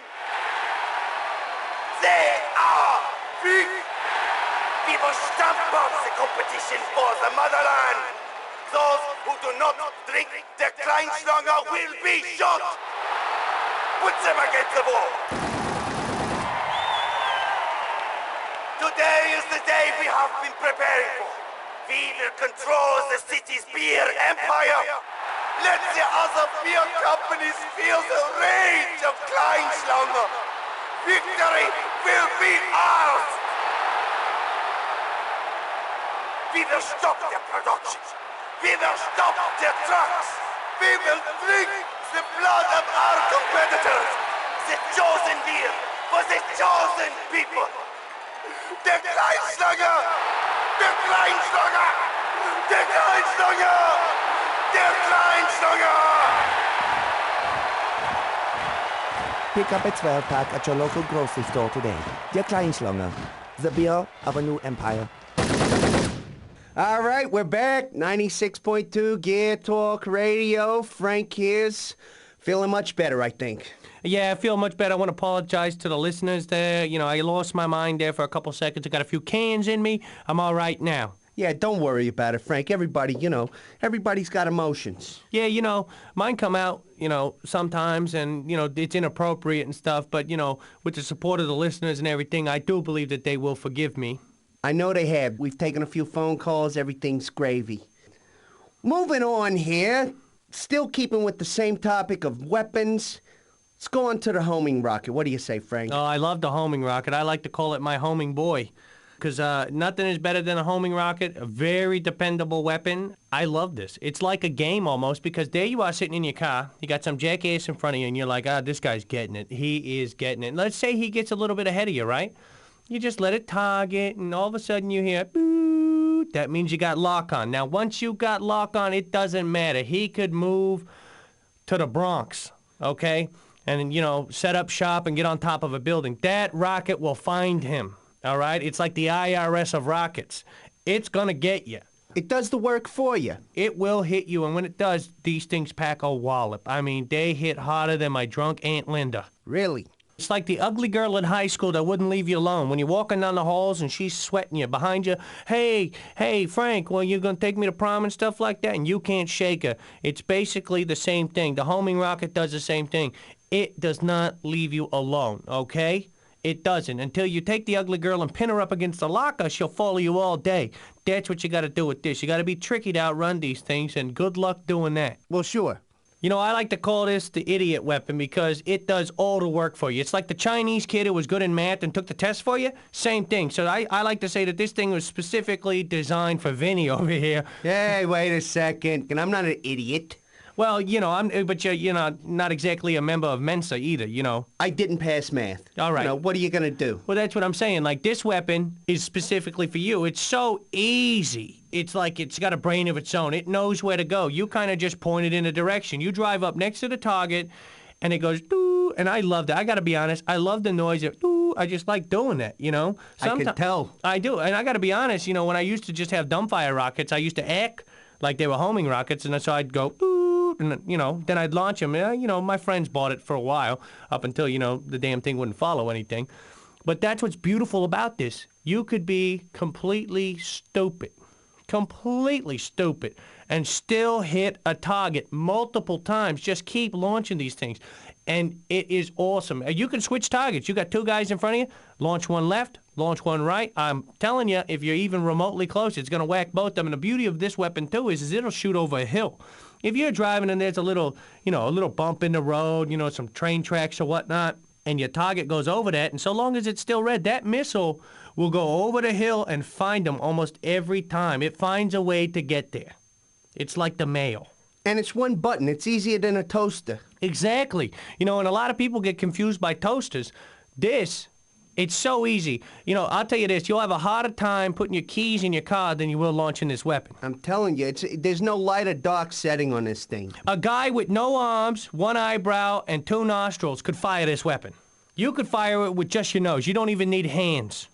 Once it goes, doo, you mash your face down on a button and that rocket goes. You know, I think that's a good promotion for the Gear Talk radio station. I do too, you know. Let's get some callers in. 555-GEAR. We're going to take the first 10 callers. We're going to put Frank's theory to test. Exactly. Dumb people unite, call us up. Now, I don't want some guy who, you know, hey, I'm a teacher, or hey, you know, I got a regular job, or I can count, or, you know, I speak English. I don't need that. I want the dumbest people on earth. Get someone to help you dial the phone. Call us up. We'd like you to come down, and we're going to do some target practice just to prove a cow could shoot this weapon. The #1 winner, whoever wins this, I'll tell you what, I'm going to go ahead and do this because I have a personal collection of homing rockets still at the house. You're not going to do it. The fans give to us, why not us give to the fans? Guys, if you miss this contest, you're going to kick yourself in the ass tomorrow. You are, and very hard, too, because you deserve it. I'm going to give a set of homing rockets away to the dumbest person who gets the most hits, okay? It's very easy. If you're homeless, if you're a prostitute, you know, if you're in the Gouchos, not to rag on the Gouchos, but if you're one of the Gouchos, just come on down there because, you know, they're not the brightest people because of them big stupid hats. I figure if the Gouchos can hit somebody with this weapon, do I need to say anything else? Yeah, out of the gangs in town, the Gauchos are definitely the dumbest. Yeah, and they look the dumbest, too. All right, now I'm excited because this is the weapon I've been waiting to talk about all day long, the sniper rifle. There's nothing negative you can say about this weapon except for the fact that you can't be moving when you use it. It's kind of ineffective. You actually have to stop and use it. But that's all right because it's a stealth weapon. You could actually park anywhere you want and be very, very far away from your target and still take his eyebrows off. You understand what I'm saying? Now, what I like to do is I'll sit at a 4-way stop out in front of some busy intersection, and I'll pop one guy, right? Yeah. Now, this draws a crowd. People are like, hey, the dead guy flopping around like a fish. Let's go laugh at him. And so they come running up, and they start looking at him, and I'll pop everyone that stops to look. And after a while, you could pop 30, 40 people in a day very easily. You could almost wipe out an entire gang doing that, just that. It's very easy. Now, again, they're going to come at you, so don't be stupid.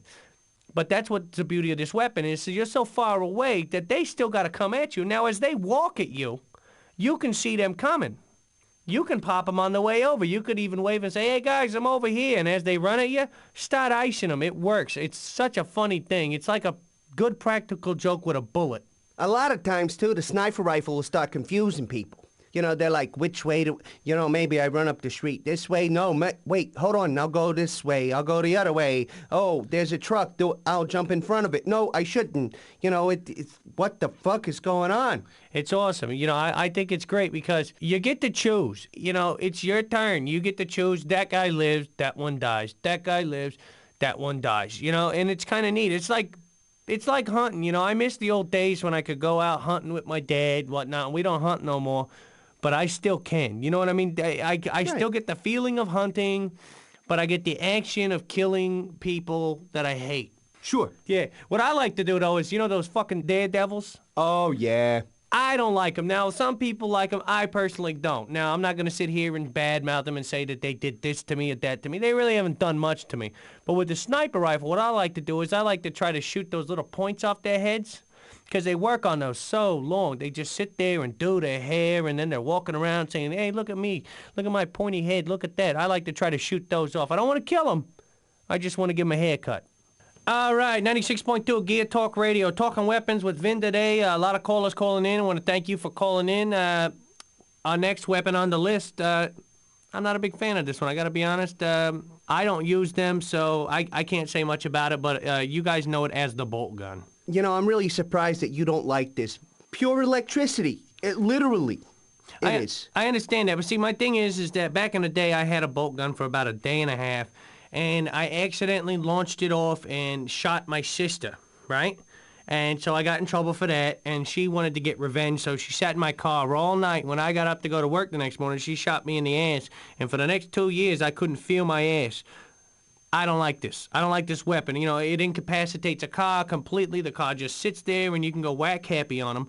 But I just don't like it. I don't think it's chivalrous. What was the problem? A lot of people pay good money to get shocked like that. I know, but, if I'm going to get taken out, take me out the old-fashioned way. You know what I mean? Shoot me, hit me with a homing rocket, a cluster rocket, anything. BGM, just hit, let's keep the warfare like that. I don't need all these newfangled, weird weapons. I don't need that. Electricity is made to run microwaves and toasters, not to be shooting out of cars. I'm going to disagree with you on this. Let's say you're a little irritated, you got to get, you got to pick the kids up from the daycare, whatnot. You don't want to really, kill him, and you don't have time to stick around and make sure the job's done. You just want to, get his attention.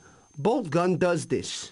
I can see your point. Honestly, I can. I'm still not a huge fan of this weapon, but I do see your point. Like, if you were sitting next to someone and you wanted to incapacitate their vehicle and then sit back and launch, some other weapons into them, you could. Because they can't move. You got them. You got their attention. And on the other hand, let's say that you're one hit away from meeting Allah, right?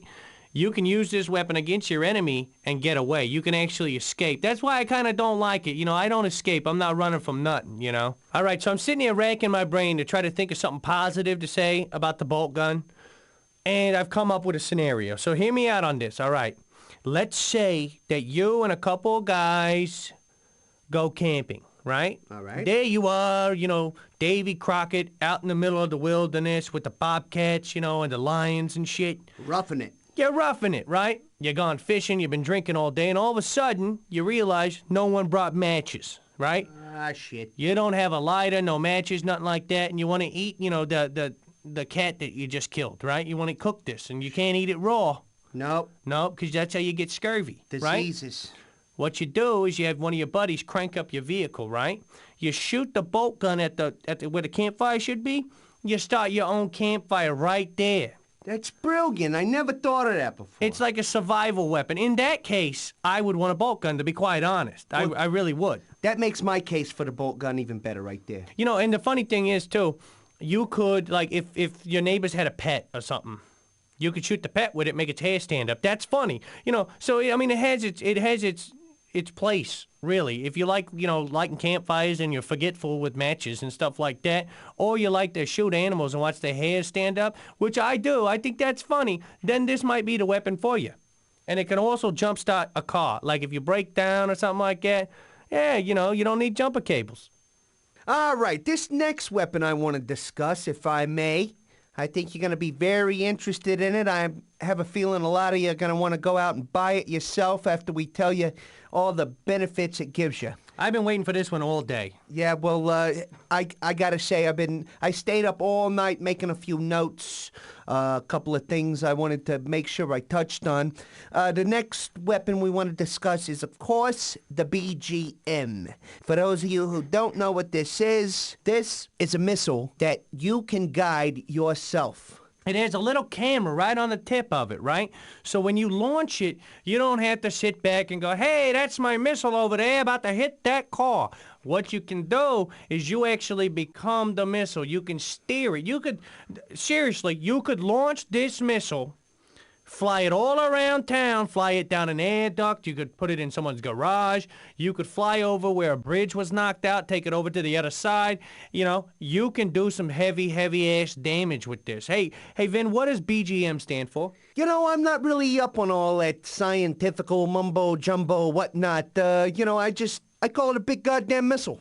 That name suits it right there. The beauty of this thing is I like to do this, and some people say it's wasteful, but I like to do this. I'll take my BGM and I'll launch it, right? And I'll just hunt down a person. Not a vehicle, not a building, a person. You can laugh all day to the bank when you see someone's head blow right off from a BGM because they don't even know. You could actually be around the corner, right? I could be a mile away from you, sitting in my car in front of my house, and I could launch it from there and drive it all the way into this damn studio and blow this fucking place up. Oh, look at there. It's a nice little model airplane. No, it's not. Yeah, it's not, Mommy, look. Oh, that's the boom, dead. Exactly. That's why I like the BGM. Big goddamn missile. Steer it right up into their asshole. Your day is over. You're home earlier, watching sports on the TV, scratching your nuts. You know, one time I was working down at the docks, right? And I worked on one of them big, them big tanker boats. And so I'm sitting there, and I've been drinking. Okay, my fault. Criminal over here for drinking on a job. But I got busted by the boss, right? So I get canned, and I'm thinking, oh, shit, I got to go home and tell my dad I got fired. Right. I'm going to get my ass kicked.